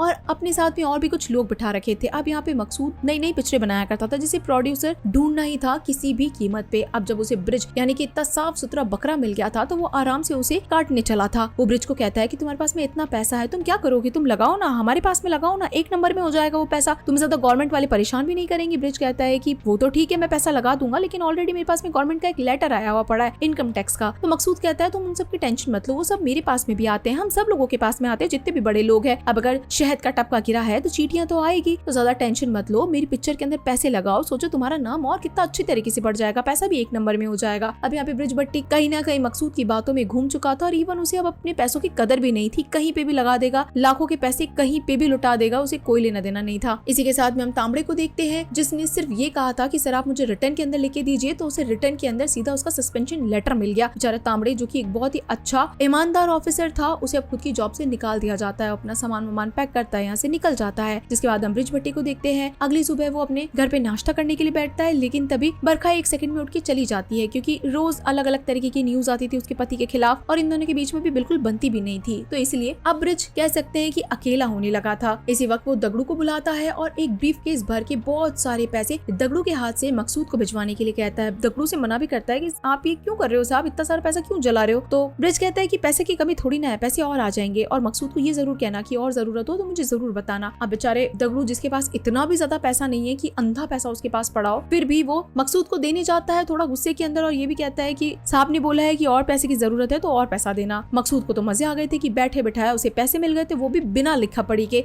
यानी कि एक भी चीज की रिसिप्ट भी नहीं थी कि उसने मकसूद को इतना पैसा दिया है। जिसके बाद में हम यहाँ तांबड़े को देखते हैं जो कि अब पूरा तरीके से टूट चुका था, उसकी जॉब चली गई थी, तो वो बार के अंदर ही बैठा था और अब जाके आसपास के लोग जो कि मटका खेल रहे थे, तो तांबड़े ने भी देखा कि भाई लोग क्यों इतने पागल है, इसलिए वो भी थोड़े बहुत पैसे लगा देता है देखने के लिए कि आखिर चल क्या रहा है। जिसके बाद हम बरखा को देखते हैं जो कि काफी ज्यादा परेशान थी, लेकिन उसका प्रोफेसर उसके साथ आके बैठता है और उसे वापस से मोटिवेट करता है कि तुम टेंशन मत लो, तुम्हें जरूर जॉब मिल जाएगी, लेकिन अब तुम्हें कोई नया रास्ता भी देखना पड़ेगा। इसका मतलब था कि वो बरखा को कहीं ना कहीं खुद के हस्बैंड से सेपरेट होने के लिए कह रहा था, जो कि जरूरी भी है क्योंकि बरखा अब आखिर कितना ही टाइम ब्रिज के साथ रह सकती थी, वो आदमी जो कि उसके साथ इवन रहता भी नहीं था। तांबड़े ने पहली बार पुलिस ऑफिसर होने के बावजूद भी सट्टे में पैसे लगा दिए थे। इसी के साथ में ब्रिज के पास में इन्फॉर्मेशन आती है कि उसका भाई लच्छू सगाई कर चुका है लालजी भाई की बेटी के साथ में, और ये बात ब्रिज को किसी ने इवन बताई भी नहीं। इसलिए वो अपने कुछ लोगों को लेके मिठाइयाँ पैसे सब कुछ लेके लालजी भाई के पास में पहुंच जाता है और लच्छू को कहता है कि तूने सगाई कर ली, बताया तक नहीं। तो लच्छू गुस्से में तो था ही, उसकी अपने भाई से नहीं बनती थी, तो उसने कह दिया हाँ नहीं बताया और कर ली सगाई। तो भी ब्रिज भट्टी उसे माफ कर देता है और उसके बाद में बैठ जाता है। लालजी भाई से बात करता है कि सगाई के पैसे किसने दिए थे और किसने प्रोग्राम करा था। लालजी भाई कहता है कि भाई हमने ही करा था, लड़की वाले ही करते हैं हमारे में तो सिंधियों में। तो यहाँ पे ब्रिज भट्टी कहता है ठीक है फिर शादी का पूरा खर्चा मैं करूंगा, A to Z जो भी चीजें हैं आप बस अपनी बेटी को ले आइएगा, सारा खर्चा वर्चा सब कुछ मैं करूंगा क्योंकि हमारे यहाँ तो लड़के वाले ही करते हैं। लालजी भाई खुश हो गया कि चलो बहुत ही बढ़िया, अब तो हम समधी बन गए, तो आ जाओ हाथ मिलाओ मिठाई खाओ। लेकिन ब्रिज कहता है कि शादी के दिन करेंगे, आलतू फालतू दिन नहीं करेंगे। जिसके बाद हम टीपी डिसूजा और इसी के साथ में तांबड़े को देखते हैं क्योंकि एक इंस्पेक्टर रहे हुए थे जो कि सस्पेंड होके बैठे हैं और एक ये आर्टिकल लिखने वाला है। दोनों को समझ में आ गया था कि ये जो सरकार है वो बहुत ज्यादा ही बुरा कर रही है। ऐसा नहीं है कि सिर्फ और सिर्फ ब्रिज भट्टी बुरा है, वो बुरा नहीं है, वो अपना काम कर रहा है, लेकिन मार्केट के अंदर और भी बहुत सारे लोग हैं जो कि गलत काम कर रहे हैं। पकड़ना है तो या तो सबको पकड़ो या फिर किसी को मत पकड़ो, सिर्फ और सिर्फ ब्रिज भट्टी के ऊपर सारा इल्जाम क्यों लगाना चाहिए। यानी कि लोगों को अब समझ में आता जा रहा था कि जो गवर्नमेंट है उसका कुछ भी नहीं हो सकता, ना उसे बदला जा सकता है, बस जो वो करे वैसा वैसा चीजें उनके पीछे पीछे करनी पड़ेगी। जिसके बाद हम ब्रिज को देखते हैं जो कि इस वक्त गुलरुख के साथ में बैठा था और गुलरुख भी इस चीज से बिल्कुल खुश नहीं थी कि अगर लच्छू ने सगाई कर ली तो इवन तुम्हें बताना तो चाहिए था, और शादी रही तो वो तुमसे अलग हो चुका है, तुम क्यों इतना पैसा चला रहे हो उसके पीछे। तो यहाँ पे ब्रिज कहता है कि कोई दिक्कत नहीं है, माँ के जाने के बाद में मैंने उसे बाप के जैसे पाला है, तो वो मेरा बेटा जैसा है, मैं उसकी शादी नहीं करूंगा तो कौन करेगा, उसके परिवार का होगा कौन, कोई बात नहीं, होगा जो होगा सब देखा जाएगा। और अब यहाँ पे ब्रिज भट्टी को अपने भाई लच्छू की शादी वहाँ के सबसे बड़े स्टेडियम में करनी थी। पूरी कहानी मुंबई की है, तो यहाँ पे मुंबई का सबसे बड़ा स्टेडियम जिसके अंदर इंडिया पाकिस्तान का मैच होने वाला था, जिस दिन लच्छू की शादी की डेट निकली थी, तो उसी दिन के लिए ब्रिज को वो हॉल बुक करना था, यानी कि स्टेडियम बुक करना था। तो यहाँ पे पे जो काउंसलर था वो कहता है तुम्हारा दिमाग खराब है कि यहाँ पे शादी करवानी है तुमको, वो भी इंडिया पाकिस्तान के मैच के दिन, इम्पॉसिबल, चले जाओ यहाँ से। तो ब्रिज कहता है आप बोलिए आपको चाहिए क्या, मुझसे मांगिए तो सही, मैं सारी चीजें करता हूँ ना अरेंज। तो यहाँ पे इस काउंसलर के भी मन में थोड़ा सा लालच आ गया और ऑब्वियसली बात है मटके किंग से कौन नहीं पूछेगा नंबर्स। तो वो कहता है अगर एक आध नंबर बता देते तो शायद मैं थोड़ी कोशिश कर सकता था, यानी कि वो भी इतनी बड़ी चीज को आगे पीछे करने की पावर रखता है और खुद का फायदा देखने के लिए वो ब्रिज को नंबर पूछ लेता है। तो ब्रिज कहता है कि तुम मेरी जान मांग लेते मैं तुम्हें अभी दे देता, इसके अलावा जो मांगते मैं सब दे देता, लेकिन मेरे काम के साथ में मैं बेईमानी कभी नहीं करूंगा। और रही बात शादी की तो वो तो इसी दिन को होगी और यहीं पे होगी, तुम भी देख लेना। जिसके बाद ब्रिज भट्टी का तो दिमाग घूम जाता है, वो इस चीज को ईगो पे ले लेता है। तो दगड़ू को कहता है कि जरा मौसम विभाग की तरफ देखना कहाँ पे पड़ता है वो। तो दगड़ू कहता है कि सर जाने दो ना, इतना भी पैसा क्या लगाना, हम कोई और बड़ी सी जगह देख लेते हैं। तो ब्रिज भट्टी कहता है करूंगा तो मैं शादी इसी स्टेडियम के अंदर। इसी के साथ हम देखते हैं कि सुलभा जिस वक्त अपने होटल के अंदर बैठ के काम कर रही थी उसी वक्त पुलिस ऑफिसर्स आते हैं और उसे अरेस्ट कर लेते हैं। सुलभा पकड़ी जाती है इस इलीगल काम के अंदर कि वो सट्टे के अंदर भागीदारी है और सबको नंबर्स डिस्ट्रीब्यूट करती है, नंबर्स वगैरह बताती है। सुलभा को बचाने के लिए फटाफट से दगड़ू पुरोहित को लेके पुलिस स्टेशन पहुंच जाता है और पुरोहित जो है पुलिस वाले से बातचीत करता है, चार्जशीट वगैरह लेता है। दगड़ू यहाँ पे सुलभा के पास जाता है, उसे शांत करता है कि तू बिल्कुल भी टेंशन मत ले, मैं सब कुछ करता हूँ, तुझे निकलवा लूंगा। पुरोहित भी आता है कि तुम्हारे ऊपर ये 4-5 नंबर की दफाएं लगी है और तुम बिल्कुल भी टेंशन मत लेना, मैं तुम्हें जल्द से जल्द छुड़वा लूंगा। अगले दिन फटाफट से दगड़ू बार बार में ब्रिज को एक ही बात कहने लगता है कि जरा सुलभा को देखो ना, उसे निकलवाना पड़ेगा, उसे अर्जेंट में निकलवाना पड़ेगा। तो यहाँ पे ब्रिज कहता है कि देख उसके ऊपर बड़ी बड़ी धाराएं लगी हुई है, उसे निकलवाना थोड़ा सा इम्पॉसिबल है, रिस्की है, थोड़ी देर के लिए रुक जा, मैं पक्का उसे निकलवा लूंगा, तू भी टेंशन मत ले। तो यहाँ पे दगड़ू को ये चीज पसंद नहीं आती है कि जो चीज वो किसी और के लिए बहुत इजीली कर सकता है वो चीज वो सुलभा के लिए क्यों नहीं कर सकता, सुलभा वहाँ जेल के अंदर क्यों बैठी है। अब यहाँ पे लच्छू की शादी का दिन आ चुका था, सब बहुत इंजॉय कर रहे थे, बड़े से बड़ा आदमी पहुंचा था, शहर के सबसे अमीर अमीर लोग पहुंचे थे। लच्छू की शादी के ऊपर पैसा मतलब पानी के जैसे बहाया जा रहा था, लालजी भाई भी पैसा डाल रहा था, ब्रिज भट्टी भी पैसे डाल रहा था, हर जगह पैसे जमीनों पे गिर रहे थे, यानी कि उस वक्त के लिए तो बड़ी बात ही थी, भले वो 1-1 रुपए की गड्डी ही क्यों ना हो। ये चीज दगड़ू को देख के बहुत ज्यादा बुरा लग रहा था कि ये सब क्या चल रहा है, वहाँ उसकी बंदी तो जेल के अंदर बैठी है। और इतनी ही देर में शादी का माहौल पूरी तरीके से मातम के अंदर बदल जाता है, क्योंकि लच्छू को अरेस्ट करने के लिए यहाँ पे इनकम टैक्स डिपार्टमेंट के लोग आ जाते हैं, जो कि बिना वारंट के बिना किसी चीज दिखाए लच्छू को वहाँ से उठा के जाने लगते हैं। सब लोग आते हैं, रोकते हैं, कहते हैं कि ये क्या हो गया, एकदम से इसे मत रोको भाई, सुबह तक ले जाना, आज शादी है उसकी, कुछ तो माहौल देखो। लेकिन ये लोग एक भी बार नहीं रुकते और लच्छू के ऊपर कई सारे इल्जाम लगा के उसे अरेस्ट कर लेते हैं और अपने साथ में ले जाते हैं, यानी कि भरी शादी के अंदर भयंकर वाली इंसल्ट वाला काम हो जाता है और लच्छू अरेस्ट हो जाता है। और इसी के साथ में गाइस ये एपिसोड यहीं पे खत्म हो जाता है। तो चलिए फिर मिलते हैं आप सभी लोगों से अगले एपिसोड में, तब तक के लिए टाटा। मटका किंग सीजन 1 के एपिसोड नंबर 7 की शुरुआत सीधा कटघरे से होती है, जहाँ पे कोर्ट रूम के अंदर लच्छू को खड़ा किया गया था कि उसके ऊपर गैम्बलिंग के चार्जेस हैं। कल रात उसकी शादी हुई और सेम रात को उसे पुलिस वाले उठा के ले गए थे, लेकिन ब्रिज भट्टी के अब इस बार बहुत जाने माने लोग हो गए थे, वो बड़े से बड़ा नेता इसी के साथ में जज को भी खरीद सकता था, इसलिए लच्छू को कोर्ट में सिर्फ और सिर्फ एक फॉर्मेलिटी की तरह खड़ा किया गया था।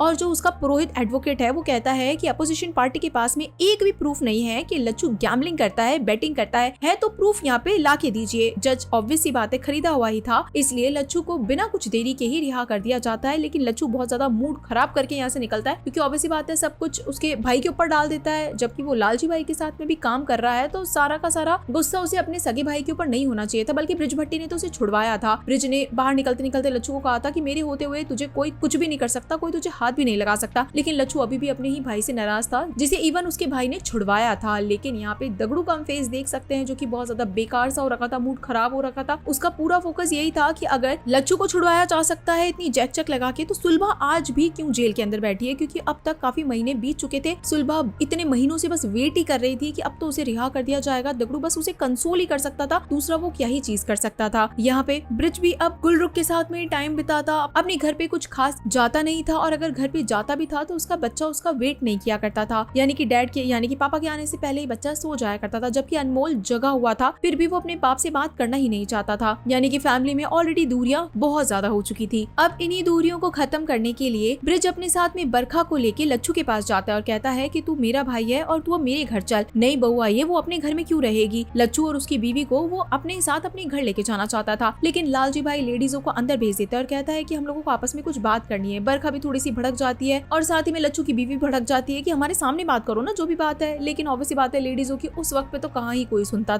तो खैर कोई आज भी नहीं है। जिसके बाद में अब ये तीनों जेंट्स आपस के अंदर बैठ के बात करते हैं। लालजी भाई यहाँ पे ब्रिज भट्टी को एक बड़ी सी डील का ऑफर देते हैं कि मैं सारी चीजें बदल सकता हूँ, सट्टा अपनी जगह है, है, लेकिन हमको मार्केट में और पैसा कमाना है और आगे बढ़ना है, तो क्यों ना हम लोगों को साथ में काम करना चाहिए। मेरे पास एक बहुत ही बढ़िया सी डील है। यहाँ पे अंदर बरखा और लच्छू की वाइफ आपस में बातचीत कर रहे थे कि ये आदमी लोगों का कुछ भी नहीं हो सकता, ये हमेशा हमें दबा के ही रखेंगे, हम लोगों को अपनी अपनी लाइफ खुद से ही सेट करनी पड़ेगी। अब यहाँ पे ब्रिज जब सुनता है लालजी भाई के मुंह से कि भाई वो कोई नया डील लेकर आया है, एक बार एटलीस्ट ब्रिज को सुन लेना चाहिए, जबकि ब्रिज को अच्छी तरीके से पता था कि लालजी भाई जो भी लाएगा कोई मक्कारी भरा काम ही लाएगा, ईमानदारी वाला काम नहीं लाएगा। लेकिन अपने भाई के चक्कर में, लच्छू के चक्कर में, जो कि सिर्फ अगर डील होने पे ब्रिज के साथ वापस जा सकता था घर, तो इसीलिए ब्रिज मान जाता है कि भाई ठीक है तू घर चल, ये ज्यादा इंपॉर्टेंट है। जिसके बाद ये लोग डील के लिए निकल जाते हैं। लालजी भाई अपने साथ लच्छू और ब्रिज को लेके एक पोर्ट पे पहुंचता है। उस वक्त मुंबई सबसे बड़ा पोर्ट हुआ करता था, बंदरगाह जिसे बोलते हैं, और यहाँ पे एक डॉन आके बैठता है। डॉन इन सब लोगों से आपस में बातचीत करता है। इस डॉन को ब्रिज भट्टी के बारे में पहले से ही पता था कि वो मटका का सट्टा चलाता है और ईमानदारी के नाम पे सट्टा चलाता है, इसलिए उसका सट्टा बहुत अच्छी तरीके से चलता है। कोई भी उसके ऊपर ना शक करता है, ना ही गुस्सा करता है, ना ही झगड़ा करता है। बहुत स्मूथली काम है और पूरा नेटवर्किंग हो रखी है, यानी कि पूरे इंडिया के अंदर ये काम फैला हुआ है। तो अगर वो इसी चीज के अंदर थोड़ा इंटरफेयर करके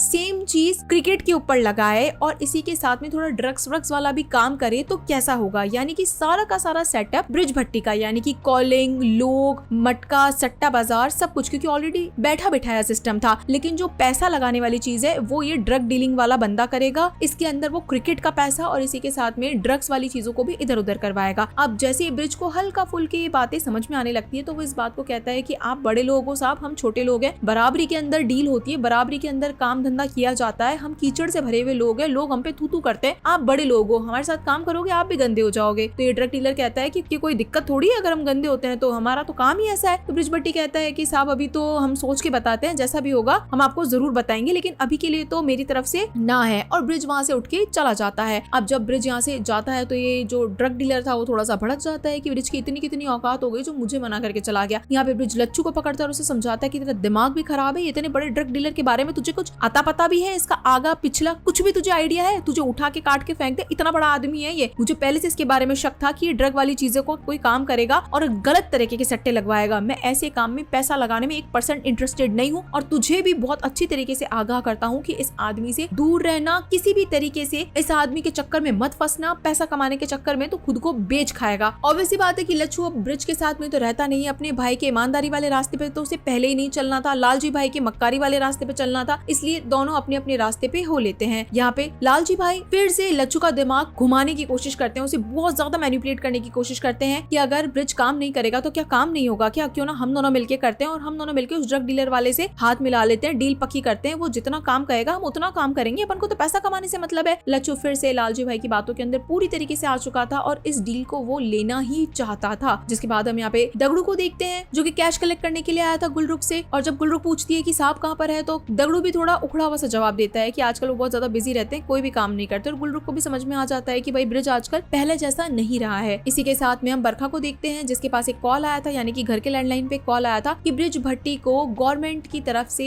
बुलावा आया है, यानी कि उसे दिल्ली से बुलावा आया है बड़े मंत्री का। तो फटाफट ब्रिज पहुंच जाता है रेडी वेडी होके फ्लाइट पकड़ के मुंबई से दिल्ली, और सुबह से मंत्रालय के बाहर वेट करता रहता है। गवर्नमेंट ऑफिस था, यानी कि गवर्नमेंट ऑफ इंडिया सबसे बड़ा दिल्ली का जो ऑफिस था, लेकिन सुबह से शाम हो जाती है, रात हो जाती है, उससे मिलने के लिए कोई भी नहीं आता। ब्रिज भट्टी वैसे बहुत बड़ा आदमी बन चुका था तो उसे इतना इंतजार कराना सही बात तो नहीं थी, लेकिन कहीं ना कहीं जान करके कराया गया था, क्योंकि जो मंत्री बाहर निकल के आया था वो बपत था। पहले वो एक छोटे लेवल का मंत्री था, लेकिन अब वो मिनिस्ट्री के अंदर बैठा करता था, तो उसके पास भी पावर्स काफी ज्यादा आ चुकी थी। वो ब्रिज को अंदर बुलाता है, बैठा के बातचीत वगैरह करता है और सीधी सिंपल सी बात यही करता है कि भाई तेरे काम धंधों को मैं चाहूँ तो 1 मिनट में बंद करवा सकता हूँ, लेकिन मैं तुझे पहले ही आगाह कर देता हूँ कि मैं तेरे काम धंधे बंद करवाने वाला हूँ, तो तू राजी खुशी कर या फिर गुस्से में आके कर, लेकिन तुझे तेरा काम तो बंद करना ही पड़ेगा। लेकिन ब्रिज भट्टी कहता है कि बापा तुझे तो मैं पहले से जानता हूँ कि तूने पहले क्या क्या काम करे, बड़ी कुर्सी पे बैठ गया है तो क्या फर्क पड़ जाता है। रही बात सुबह से शाम तक मेरे वेट करने की तो चल कोई दिक्कत नहीं है, लेकिन मेरा काम कोई बंद नहीं करा सकता, अगर है दम तो बंद करा के देख लेना। इन दोनों के बीच में डायरेक्टली इनडायरेक्टली अच्छी खासी कहासुनी हो जाती है। ब्रिज भट्टी एकदम श्योर था कि कुछ भी हो जाए वो अपना काम तो बंद बिल्कुल नहीं करेगा, क्योंकि वो कोई बेईमानी नहीं कर रहा है। जबकि यहाँ पे बपत जो कि इतना बड़ा मंत्री है फिर भी शराब के ठेके चलवाता था, मार पिटाइयां करवा देता था, जबरदस्ती वायलेंस करवा देता था, तो वो ऑब्वियसली बात है गलत चीज है। यहाँ पे अब गुलरुख की पार्टी इसके अंदर भी ब्रिज भट्टी नहीं आया करता था। एक दिन की बात थी, सेम डे जिस दिन ब्रिज यहाँ से जाने वाला था उसे फटाफट से फ्लाइट पकड़नी थी और 9 बजे से पहले उसे लैंड करना था, क्योंकि ऑब्वियसली बात है पत्ते खुलने का टाइम आने वाला था, ओपन एयर क्लोज वाला टाइम आने वाला था। लेकिन ब्रिज भट्टी फ्लाइट के अंदर बैठा था, सब लोग वेट कर रहे थे कि भाई 9 बजेंगे, उनके पत्ते खुलेंगे, नंबर्स खुलेंगे, लेकिन फ्लाइट और ज्यादा डिले हो जाती है। अब तक आधा घंटा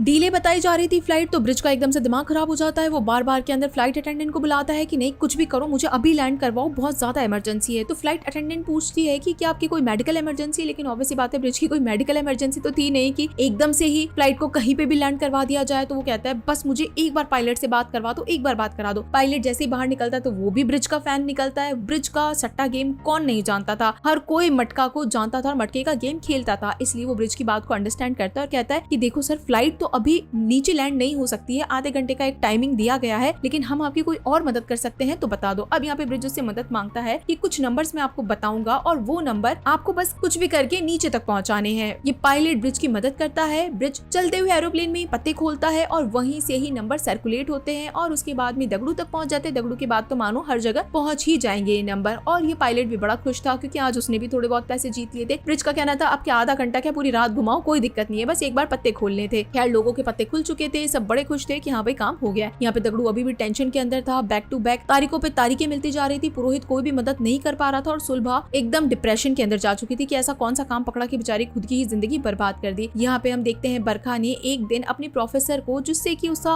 थोड़ी बहुत अच्छी दोस्ती हो चुकी थी, घर पे खाना खाने के लिए बुला लिया था। ये अच्छे से खाना वाना खा रहे थे और पता था कि आज ब्रिज घर पे नहीं आएगा, लेकिन बाय चांस ब्रिज घर पे आ गया। उसने सुलभा और उसके प्रोफेसर फ्रेंड को घर पे खाना खाते हुए देख लिया। ये प्रोफेसर ऑब्वियसली बात है घर पे रुकते तो नहीं, तो हैंड टू हैंड नमस्ते वगैरह कर कुरा के चले गए बिना थोड़ी भी देर किए। उसके बाद में अब बरखा बात करने लगती है कि ये मेरे प्रोफेसर है, हम एक दूसरे के साथ में काम करते हैं, पढ़ाई करते हैं, मैं इन्हें बहुत अच्छी तरीके से जानती हूँ, मेरे बहुत अच्छे दोस्त हैं। और बात करते करते बरखा बताई देती है कि वो पसंद भी करती है इन्हें, लेकिन ब्रिज के मुंह पे एक भी शिकन नहीं, वो कुछ भी नहीं कहता है, बिल्कुल चुपचाप रहता है, अपना काम वाम कर रहा था। इसके ऊपर बरखा और ज्यादा भड़क जाती है कि ब्रिज पता है तुम्हारी यही प्रॉब्लम है, हर कोई इंसान तुमसे दूर होता जा रहा है क्योंकि तुमको बस खुद की पड़ी है, तुम्हें दूसरे इंसान की पड़ी ही नहीं है। मैं क्या कर रही हूँ, कैसे रह रही हूँ, कैसे जी रही हूँ, तुम्हें कोई भी मतलब नहीं है। लेकिन ब्रिज अभी भी कुछ नहीं कहता है, जिसके बाद तो बरखा एकदम आउट ऑफ कंट्रोल हो जाती है और घर वर छोड़ने के बारे में वो सोच लेती है कि अब उसे क्या करना है। जिसके बाद में हम बापट को देखते हैं, एक इतना बड़ा अच्छा रेप्यूटेटेड इंस्पेक्टर होने के बाद में जिसे सस्पेंड कर दिया गया है, तो वो अब बैक टू बैक पैसे सट्टे में लगाने लगा था, यानी कि मटके में लगाने लगा था। कभी जीतता था, कभी हारता था, इसी चक्कर के अंदर हद से ज्यादा पीने लग गया था और इवन एक रेड के अंदर तो बेचारा पकड़ा भी गया था और खुद ही के पुलिस स्टेशन में उसे बिठा दिया गया था। बपत को एक बार टीपी डिसूजा से कुछ बात करनी थी, किसी भी सिलसिले के अंदर करनी थी, तो वो ऑफिस गया था, लेकिन इस वक्त टीपी डिसूजा थोड़ा सा बिजी था और वो बपत के ऊपर कुछ खास ध्यान देता भी नहीं है। बैक टू बैक उसकी मीटिंग्स चल रही थी और इस बात से थोड़ा बहुत बपत को बुरा लगा कि आज उसकी क्या औकात रह गई है। कहाँ पहले वर्दी में होता था तो हर कोई आके उसे बात करता था, टीपी डिसूजा थोड़ा बहुत बिजी रहने के चक्कर में उस पर कुछ खास ध्यान नहीं दे पाता और बपत यहाँ से रात के अंदर ही निकल जाता है। अब हम यहाँ पे उसी गैंगस्टर को देखते हैं, डॉन को देखते हैं, जिसके पास में लच्छू का कॉल आता है और वो कहता है कि हम आपके साथ में हाथ मिलाने के लिए तैयार है, आपको जो भी ब्रिज के थ्रू चाहिए था वो आपको हम सब देने के लिए तैयार है, यानी कि नेटवर्किंग और ये सब, आपको जो पैसा लगाना है आप लगाओ, हम आपके साथ में डील करते हैं। लेकिन लच्छू का इतना भयंकर वाला बेइज्जती करता है ये गुंडा कि मुझे तेरी जरूरत नहीं है, तेरे जैसे किसी की भी जरूरत नहीं है, मुझे सिर्फ उसी ब्रिज की जरूरत है क्योंकि उसके नाम से काम धंधा चलता है, तो अगली बार मुझे कॉल मत करियो जब तक वो हाँ ना बोल दे। यानी कि लच्छू की तो यहाँ पे भयंकर वाली इंसल्ट हो ही चुकी थी। जिसके बाद हम यहाँ पे गवर्नमेंट को देखते हैं, पुलिस वाले को देखते हैं, जो कि बैक टू बैक रेड वगैरह मारते ही रहते थे कभी न कभी किसी भी ऑफिस के अंदर, लेकिन ब्रिज के पैसे कभी भी पकड़ीज में नहीं आया करते थे, कभी भी एक भी बार उसके पैसों पे रेड नहीं पड़ी थी। इसी तरीके से हम बपत को देख पाते हैं, जो कि बैक टू बैक पैसे लगा के ऑलमोस्ट अपने सारे पैसे खत्म कर चुका था। एक दिन उनकी वाइफ किसी काम से बाहर गई और उसके बाद में यहाँ पे सीन कट हो गया। जिसके बाद हम यहाँ पे ब्रिज को देखते हैं, वो अपने साथ में बरखा को लेकर आता है और एक नया बहुत ही आलीशान सा घर उसे गिफ्ट करता है, ये कहकर कि तुम्हें मुझसे अलग रहना था ना, तुम आराम से उसके साथ यहाँ पे रह सकती हो, यहाँ पे हर तरह की तुम्हें फैसिलिटी मिल जाएगी। बरखा घर को देख रही थी और कुछ समझ भी नहीं पा रही थी कि उसके पति ने आखिर ये क्या करा, यानी कि बरखा जिसे पसंद करती है उस बंदे के साथ रहने के लिए उसी के पति ने घर गिफ्ट करा, उसका दिमाग कहाँ जा रहा है कुछ भी नहीं पता। लेकिन आज के वक्त में ब्रिज के साथ में कोई भी नहीं है। इसी वक्त बपत की फैमिली के ऊपर सीन शिफ्ट होता है, जहाँ पे पता चलता है कि बपत ने सुसाइड कर लिया है। वो बिल्कुल भी ठीक स्टेटमेंट में नहीं था, उसका कोई दोस्त नहीं था, उसकी जॉब जा चुकी थी, वो दारू के नशे में बहुत ज्यादा रहा करता था, अनशंट पैसे गवाया करता था, सट्टे की उसे लत लग गई थी, खुद ही के पैसे बर्बाद कर रहा था, तो इतना सारा डिप्रेशन वो नहीं झेल सकता था। इसी चक्कर के अंदर उसने खुद की फांसी लगा ली। ये चीज टीपी डिसूजा भी देखने के लिए आता है, उसे बहुत ज्यादा बुरा लगता है कि काश वो उस दिन बस बपत से बात कर लेता तो शायद वो बपत की जान बचा सकता था, उसका थोड़ा मन हल्का कर सकता था। इसी के साथ में सीनिया ब्रिज भट्टी के ऊपर शिफ्ट होता है, जहाँ पे उसका बंदा उसे आके बताता है कि इनके पैसों के अंदर कोई तो गड़बड़ी हो रही है, पैसों के जो भरे हुए ड्रम्स हैं वो बैक टू बैक गायब होते जा रहे हैं। यहाँ पे हम रुक्मणी को देखते हैं, उसका पैसा तो ठीक ठाक खराब था, लेकिन तो भी जो अगर हिसाब चेक करा जाए तो उसके अंदर से बैक टू बैक चीजें गायब होती जा रही है, यानी कि अड्डों पे से पूरे के पूरे ड्रम ही गायब हो रहे हैं। तो आखिर ये कौन चीज कर रहा है, ये तो ब्रिज को पता लगाना ही था।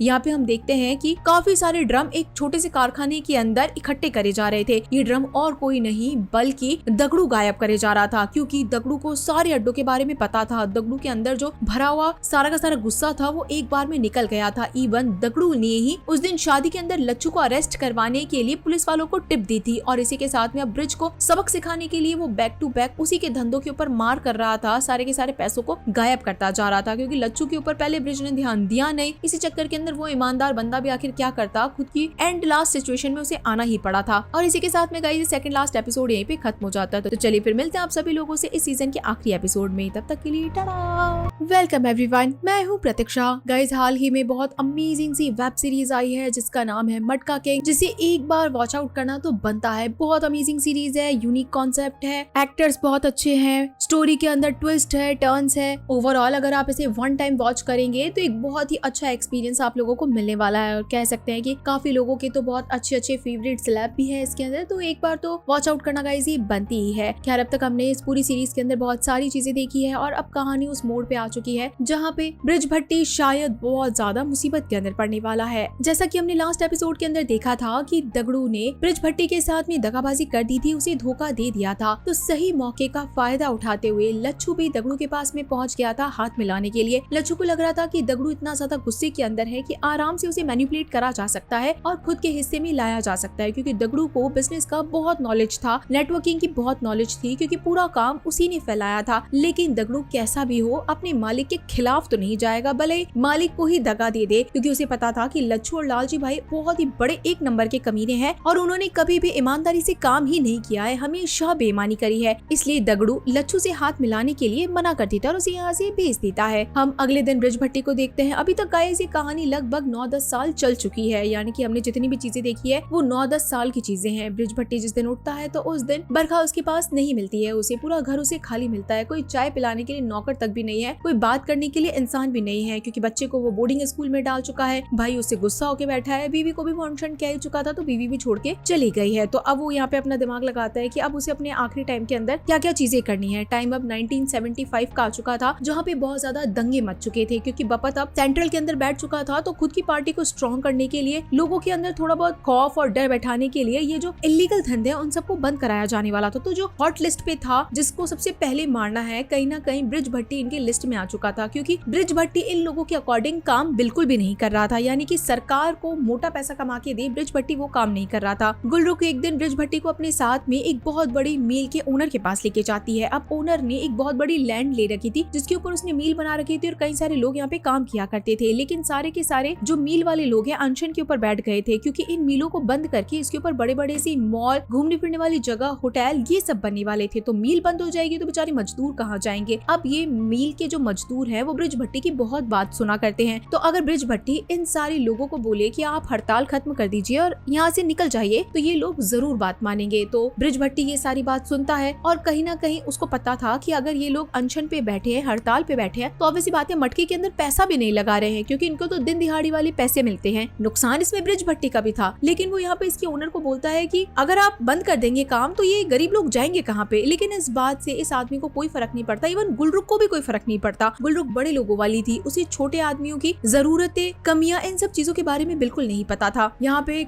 मिल के कर्मचारियों का सारा अनशन बैक टू बैक चलता ही जा रहा था। जब ब्रिज अपने लोगों के साथ में बैठता है तो उसके लोग भी यही बताते हैं कि अगर इनकी अनशन खत्म हो गई, यानी कि मिल के जो मजदूर है अगर वो हड़ताल से उठ गए तो इनका थोड़ा बहुत तो काम शुरू वापस हो ही जाएगा। लेकिन हड़ताल हटने से फिर ये होगा कि जो मिल का मालिक है वो जमीन को हटा के, मिलों को हटा के कोई और चीजें बना देगा। यहाँ पे गुलरुख और ब्रिज भट्टी के बीच में भी बातचीत होती है। कहीं ना कहीं गुलरुख बस ब्रिज को ये समझाने की कोशिश करती है कि कुछ भी करके वो मजदूरों को समझा दे और इस जगह से हटा दे, लेकिन ब्रिज भट्टी इस बारे में बिल्कुल भी तैयार नहीं था। इवन गुलरुख से उसका झगड़ा भी हो जाता है इस बात से, क्योंकि गुलरुख अब बड़े लोगों के बीच में बैठ के उन्हीं की बातें करती थी, किसी का दुख दर्द नहीं समझती थी। और इवन उसने जब फैसला ले ही लिया है कि करना क्या है ब्रिज भट्टी को, तो आखिर फिर ब्रिज से बात ही क्यों कर रही है। गुलरुख उसे समझाने की कोशिश करती है कि देखो ऐसी बात नहीं है, लेकिन ब्रिज कहता है कि तुम समझ चुकी हो, तुम जान चुकी हो, तुमने मुझसे पूछ के इस ओनर से नहीं मिलवाया था, बल्कि तुमने डायरेक्ट मुझे बताया कि तुम इस ओनर से मिलवाना चाहती हो। जब तुम मुझसे बिना पूछे कोई चीजें कर रही हो तो फिर मैं क्यों तुमसे पूछूं कि मुझे क्या करना है क्या नहीं करना है। फिर तो गुलरुख भी चिढ़ जाती है कि तुम जब काम कर रहे हो तो क्या तुमने मुझसे पूछ के काम शुरू किया था, सट्टा लगाया था तो मुझसे पूछ के सट्टा लगाया था, मटकी का काम शुरू करा था तो मुझसे पूछ के करा था क्या? यानी कि इन दोनों के बीच में बहस बहुत ज्यादा बढ़ जाती है और अब ब्रिज ऑब्वियस सी बात है गुलरुख की बात रखनी पड़ती है, इसलिए वो इस मालिक को कहता है कि मैं जाके मजदूरों से जरूर बात करूंगा। यहाँ दूसरी तरफ हम टीपी डिसूजा को देखते हैं जो कि तांबड़े की वाइफ से मिलने के लिए आया था, यानी कि जिसने सुसाइड कर लिया था उसकी वाइफ से, और कहता है कि अगर कोई जरूरत हो आपको तो आप मुझे बेझिझक कह सकती हैं। जिसके बाद हम दगड़ू को देखते हैं जहाँ पे एक दिन वो अपने सारे के सारे ड्रम वगैरह खिसका रहा था, यानी कि पैसों को इधर से उधर कर रहा था, लेकिन तभी उसे किसी चीज की आहट हो जाती है। कोई इंसान उससे मिलने के लिए आता है, वो आदमी अंदर घुसने की कोशिश करता है जबकि वो दगड़ू के मिलने वाला ही होता है। दगड़ू फटाफट से अपने लोगों को कह के ड्रम को इधर उधर करवाता है और फटाफट से वहाँ से भागने की कोशिश करता है। दगड़ू का एक पैर डिफेक्टिव था, वो आखिर कितनी ही दूर ही भाग पाता, लेकिन उसे कुछ लोगों ने मिलकर पकड़ लिया था। पता चलता है कि वो लोग और कोई नहीं बल्कि खुद ब्रिज भट्टी था और उसी के लोग थे। ब्रिज भट्टी और दगड़ू के बीच में यहाँ पे अच्छा खासा झगड़ा हो जाता है। ब्रिज भट्टी का कहना था कि दगड़ू तूने आखिर ऐसा क्यों किया, अपना ही बंदा होके तूने ही अपने काम को खोखला कर दिया। दगड़ू अब यहाँ पे अपनी पूरी भड़ास निकालता है कि आपने मालिक मेरे साथ में क्या किया, आप मुझे भाई कहते थे ना, काम अपन दोनों ने साथ में शुरू करा तो आप तो बड़े आदमी बन गए और मुझे छोड़ दिया, खुद के भाई की शादी करा रहे हो धूमधाम से, लेकिन सुलभा अंदर जेल के अंदर बैठी है, वो मैं आपको कितने टाइम से कह रहा हूँ, आप मेरी बात नहीं मान रहे हो। पैसा आग की जैसे आपने उस मकसूद के ऊपर लगा दिया, कभी आपने हम लोगों के बारे में सोचा? मैं आपको इतने टाइम से कह रहा था कि मुझे सुलभा से शादी करनी है, लेकिन वो आज तक भी जेल के अंदर सड़ रही है, आपने कभी मेरी बात सुनने की कोशिश नहीं करी, आपको बस पैसों का लालच आ चुका था, आप घमंडी हो चुके हैं, आज आपके साथ में कोई भी नहीं खड़ा है, पीछे होके देखिए कि आप अकेले आगे जाते जा रहे हैं। ये बातें कहीं ना कहीं ब्रिज भट्टी को बहुत ज्यादा हर्ट करती है और वो दगड़ू को बहुत सिंपल स्टेटमेंट कहता है कि अगर तुझे जरूरत थी तो मुझसे मांग लेता, मुझे कह के तो देखता। लेकिन सही बात तो ये कि दगड़ू ने कहकर भी देखा था, लेकिन उसमें ब्रिज भट्टी ने ध्यान दिया नहीं था और अब ब्रिज भट्टी कह देता है कि चला जा मेरी नजरों से और कभी सामने भी मत दिख जाना। ओवरऑल ब्रिज भट्टी के पास इतना पैसा होने के बावजूद भी उसके साथ में एक बंदा भी नहीं खड़ा है। अगले दिन ब्रिज भट्टी सीधा मील के मजदूरों के पास में पहुंच जाता है और वहाँ पे जाके अपना भाषण देना शुरू करता है। सारे लोगों को लग रहा था कि ब्रिज भट्टी उनका अनशन तुड़वाने के लिए आया है और हड़ताल को खत्म करवाने के लिए आया है, लेकिन ब्रिज भट्टी ने तो यहाँ पे बिल्कुल उल्टी चीज कर दी। उसने कहा कि अगर आप लोगों का घर यहाँ के मील में काम करने से चलता है तो आप हड़ताल पे बैठे रहिए, यहाँ पे मील नहीं हटेगी और मील में आप लोग काम करते रहेंगे, कोई बड़े बड़े स्कूल कॉलेज पार्क या फिर होटल रेस्टोरेंट मॉल कुछ भी नहीं बनेगा, आप लोग बढ़िया अपना काम करते रहिए। ये बात सुन के तो मजदूर एकदम से भयंकर खुश हो गए और बहुत तेजी से चिल्लाने लगे कि ब्रिज भट्टी को हम लोगों से सच में फर्क पड़ता है और वो हमारी हड़ताल में पूरा पूरा साथ दे रहे हैं। यहाँ पे ये बात जब गुलरुख को पता चलती है कि ब्रिज भट्टी ने वही करा जो उसको करना था, तो इन दोनों के बीच में बहुत गंदा झगड़ा हो जाता है कि ये तुमने क्या करा, आखिर वहाँ पे वो लोग ऑलरेडी हड़ताल से हट नहीं रहे थे और ऊपर से तुमने ये चीजें और कर दी। यानी कि ब्रिज भट्टी और गुलरुख के बीच में भी ऑलमोस्ट जितनी भी चीजें थी वो ऑलमोस्ट खत्म हो ही चुकी थी। यहाँ पे अब जो मेन बपत था यानी कि मेन मंत्री, उस तक भी ये बात पहुंच गई थी। आपस के अंदर 3-4 लोग बैठ के बातचीत करते हैं, यानी कि लालजी भाई, बपत, लच्छू, ये सब कहीं ना कहीं अब ब्रिज भट्टी को अपना टारगेट बना चुके थे कि अगर ब्रिज भट्टी बीच का कांटा बनता रहेगा तो काम तो रुकेगा नहीं, उस कांटे को ही हटाना पड़ेगा। लच्छू जब ये बात सुनता है तो थोड़ा सा डर जाता है, कहता है कि वो मेरा भाई है, बड़ा भाई है, आप ऐसे कैसे कुछ कर सकते हैं। तो लालजी भाई और बपत कहता है कि तेरा भाई है तो हम क्या करें, इतने बड़े काम के अंदर अड़ंगा अड़ाएगा तो कुछ तो करना ही पड़ेगा ना। इसका मतलब है कि ब्रिज शॉर्टलिस्टेड हो चुका था, किसी भी वक्त उसके ऊपर हमला हो सकता है। इसी के साथ में हम टीपी डिसूजा को देखते हैं जो कि अपने सीनियर के साथ बैठा था और कहीं ना कहीं उसे भी इन्फॉर्मेशन मिल चुकी थी कि ये जो ब्रिज भट्टी है उसके खिलाफ अनशन चीजें लिखनी है और कभी भी उसके खिलाफ कोई सी भी चीजें हो सकती है, भले ही मार्केट में कोई भी कितना ही गलत काम क्यों नहीं कर रहा है, लेकिन सारा इल्जाम ब्रिज भट्टी के ऊपर आता है। टीपी डिसूजा कहीं ना कहीं उसे प्रोटेक्ट करने की कोशिश करता है और ये भी बताता है कि ब्रिज ने कभी कोई गलत काम नहीं करा है, कभी किसी का बेईमानी का पैसा नहीं खाया है। लेकिन टीपी डिसूजा की बात कौन सुनता है, ये एक छोटा सा जर्नलिस्ट है, ऑब्वियसली बात है जो इतना बड़ा ओनर है वो क्यों बात सुनेगा एक छोटे जर्नलिस्ट की। और अब तो टीपी डिसूजा को भी समझ में आ जाता है कि उसके पास कोई ज्यादा टाइम नहीं बचा है, जरूर उसके साथ कुछ ना कुछ तो होने वाला है। अब लच्छू एज अ भाई एक बार तो अपने बड़े भाई ब्रिज के पास पहुंच जाता है और उसे समझाता है कि आप जो है गलत तरीके से फंस चुके हैं, सारे लोगों की नजरों में आ चुके हैं क्योंकि आपने बात के बतंगड़ बना दिया है। कहाँ पहले चोरी छुपे काम किया करते थे, लेकिन आज आप सबकी नजरों में आ गए हैं और सबका काम बिगाड़ते जा रहे हैं। आपके पास पहला ऑप्शन है कि हम लोगों के साथ में हाथ मिला लीजिए और जो काम चल रहा है उस काम को वैसे होने दीजिए, आप दिन दुगना रात चौगना पैसा कमाएंगे। लेकिन ब्रिज भट्टी कभी भी बेईमानी का पैसा नहीं कमाना चाहता था, इसलिए उसने लच्छू को भी मना कर दिया कि मेरे साथ जो भी होगा मैं देख लूंगा, लेकिन ये बेईमानी वाला काम कभी नहीं करूंगा। लच्छू फिर से समझाता है कि आपको लोग मारने आएंगे, आप खत्म हो जाएंगे, आप इवन बच भी नहीं सकते हैं। लेकिन ब्रिज भट्टी को पता था कि अब उसका कौन सा वाला टाइम चल रहा है, तो वो उसकी मर्जी होगी वैसा ही काम करेगा। यहाँ पे हम अनमोल को भी देखते हैं स्कूल के अंदर, यानी कि ब्रिज के बेटे को, क्योंकि लोग अब ब्रिज के बारे में बहुत ज्यादा बात करने लग गए थे कि ब्रिज कितना बेकार आदमी है, लोग गलत ही अफवाहें फैला रहे थे। तो अनमोल भी सोचने लग गया था कि उसका बाप कितना बुरा आदमी है। इसी के साथ में हम उस डॉन को भी देखते हैं, वो ड्रग डीलर भी अब कहीं ना कहीं लोगों के साथ में हाथ मिला चुका था ब्रिज भट्टी को मारने के लिए। अब तक तक टीपी डिसूजा को बहुत अच्छी टिप मिल गई थी, इसीलिए उसे ब्रिज भट्टी को कॉल करा और कहा कि आपकी जान के ऊपर कभी भी हमला हो सकता है, तो या तो आप अंडरग्राउंड हो जाइए या फिर यहाँ से कहीं दूर चले जाइए। अब ब्रिज भट्टी को लगता है कि उसका आखिरी टाइम आ चुका है, तो वो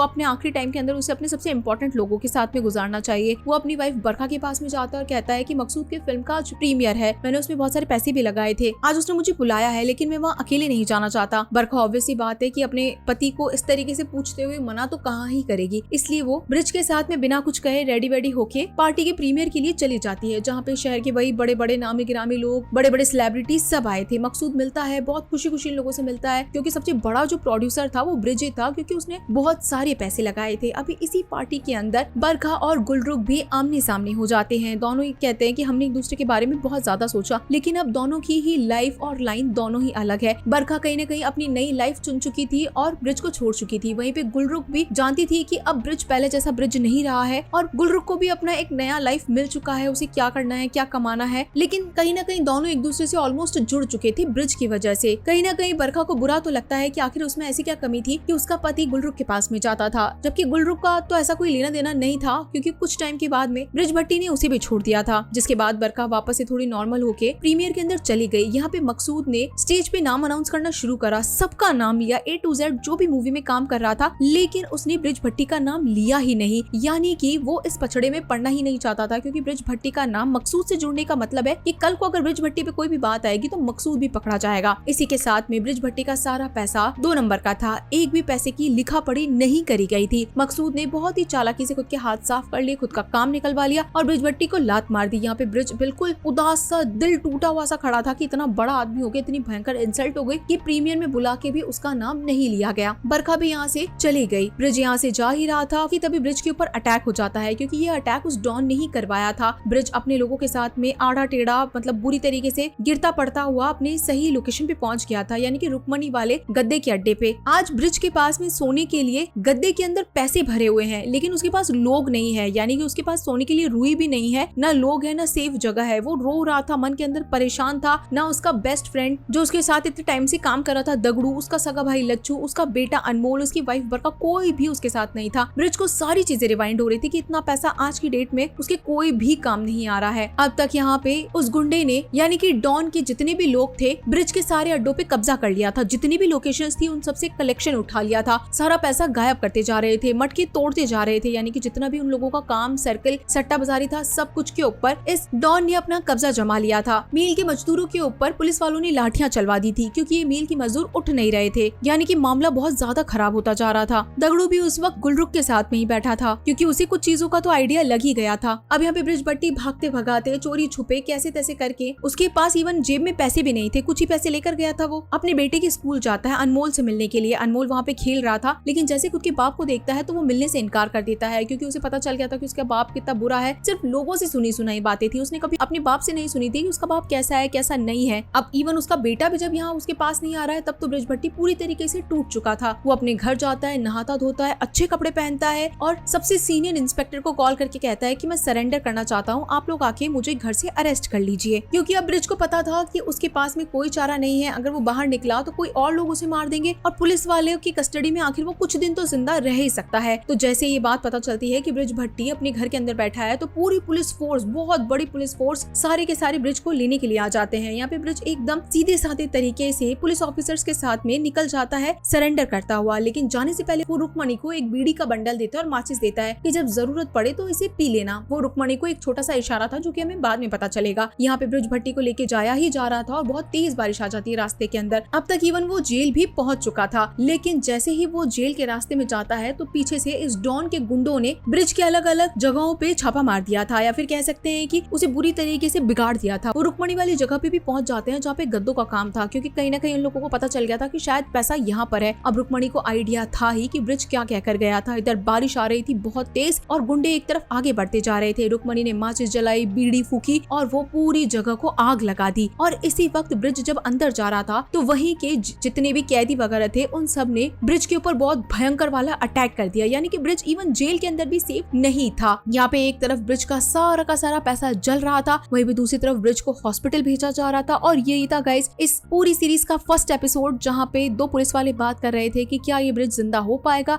मर जाएगा, लिहाजा सट्टा लगाते हैं कि ये जिंदा रहेगा या नहीं रहेगा, लेकिन ब्रिज यहाँ पे जिंदा था क्योंकि उसका हाथ हिल रहा था। ये तो कहानी का ट्विस्ट था। और इसी के साथ में गाइस ये मटका किंग की सीजन 1 यहीं पे खत्म हो जाता है, यानी कि ब्रिज भट्टी मरा नहीं है। तो हो सकता है इसका सेकंड सीजन आ जाए। लेकिन ये फर्स्ट सीजन आपको कैसा लगा ये गाइस मुझे जरूर बताइएगा। इसकी एंडिंग ऐसी होनी चाहिए थी, नहीं होनी चाहिए था, ये भी गाइस मुझे जरूर बताइएगा। तो चलिए फिर मिलते हैं आप सभी लोगों से अगली मूवी में। तब तक के लिए टाटा।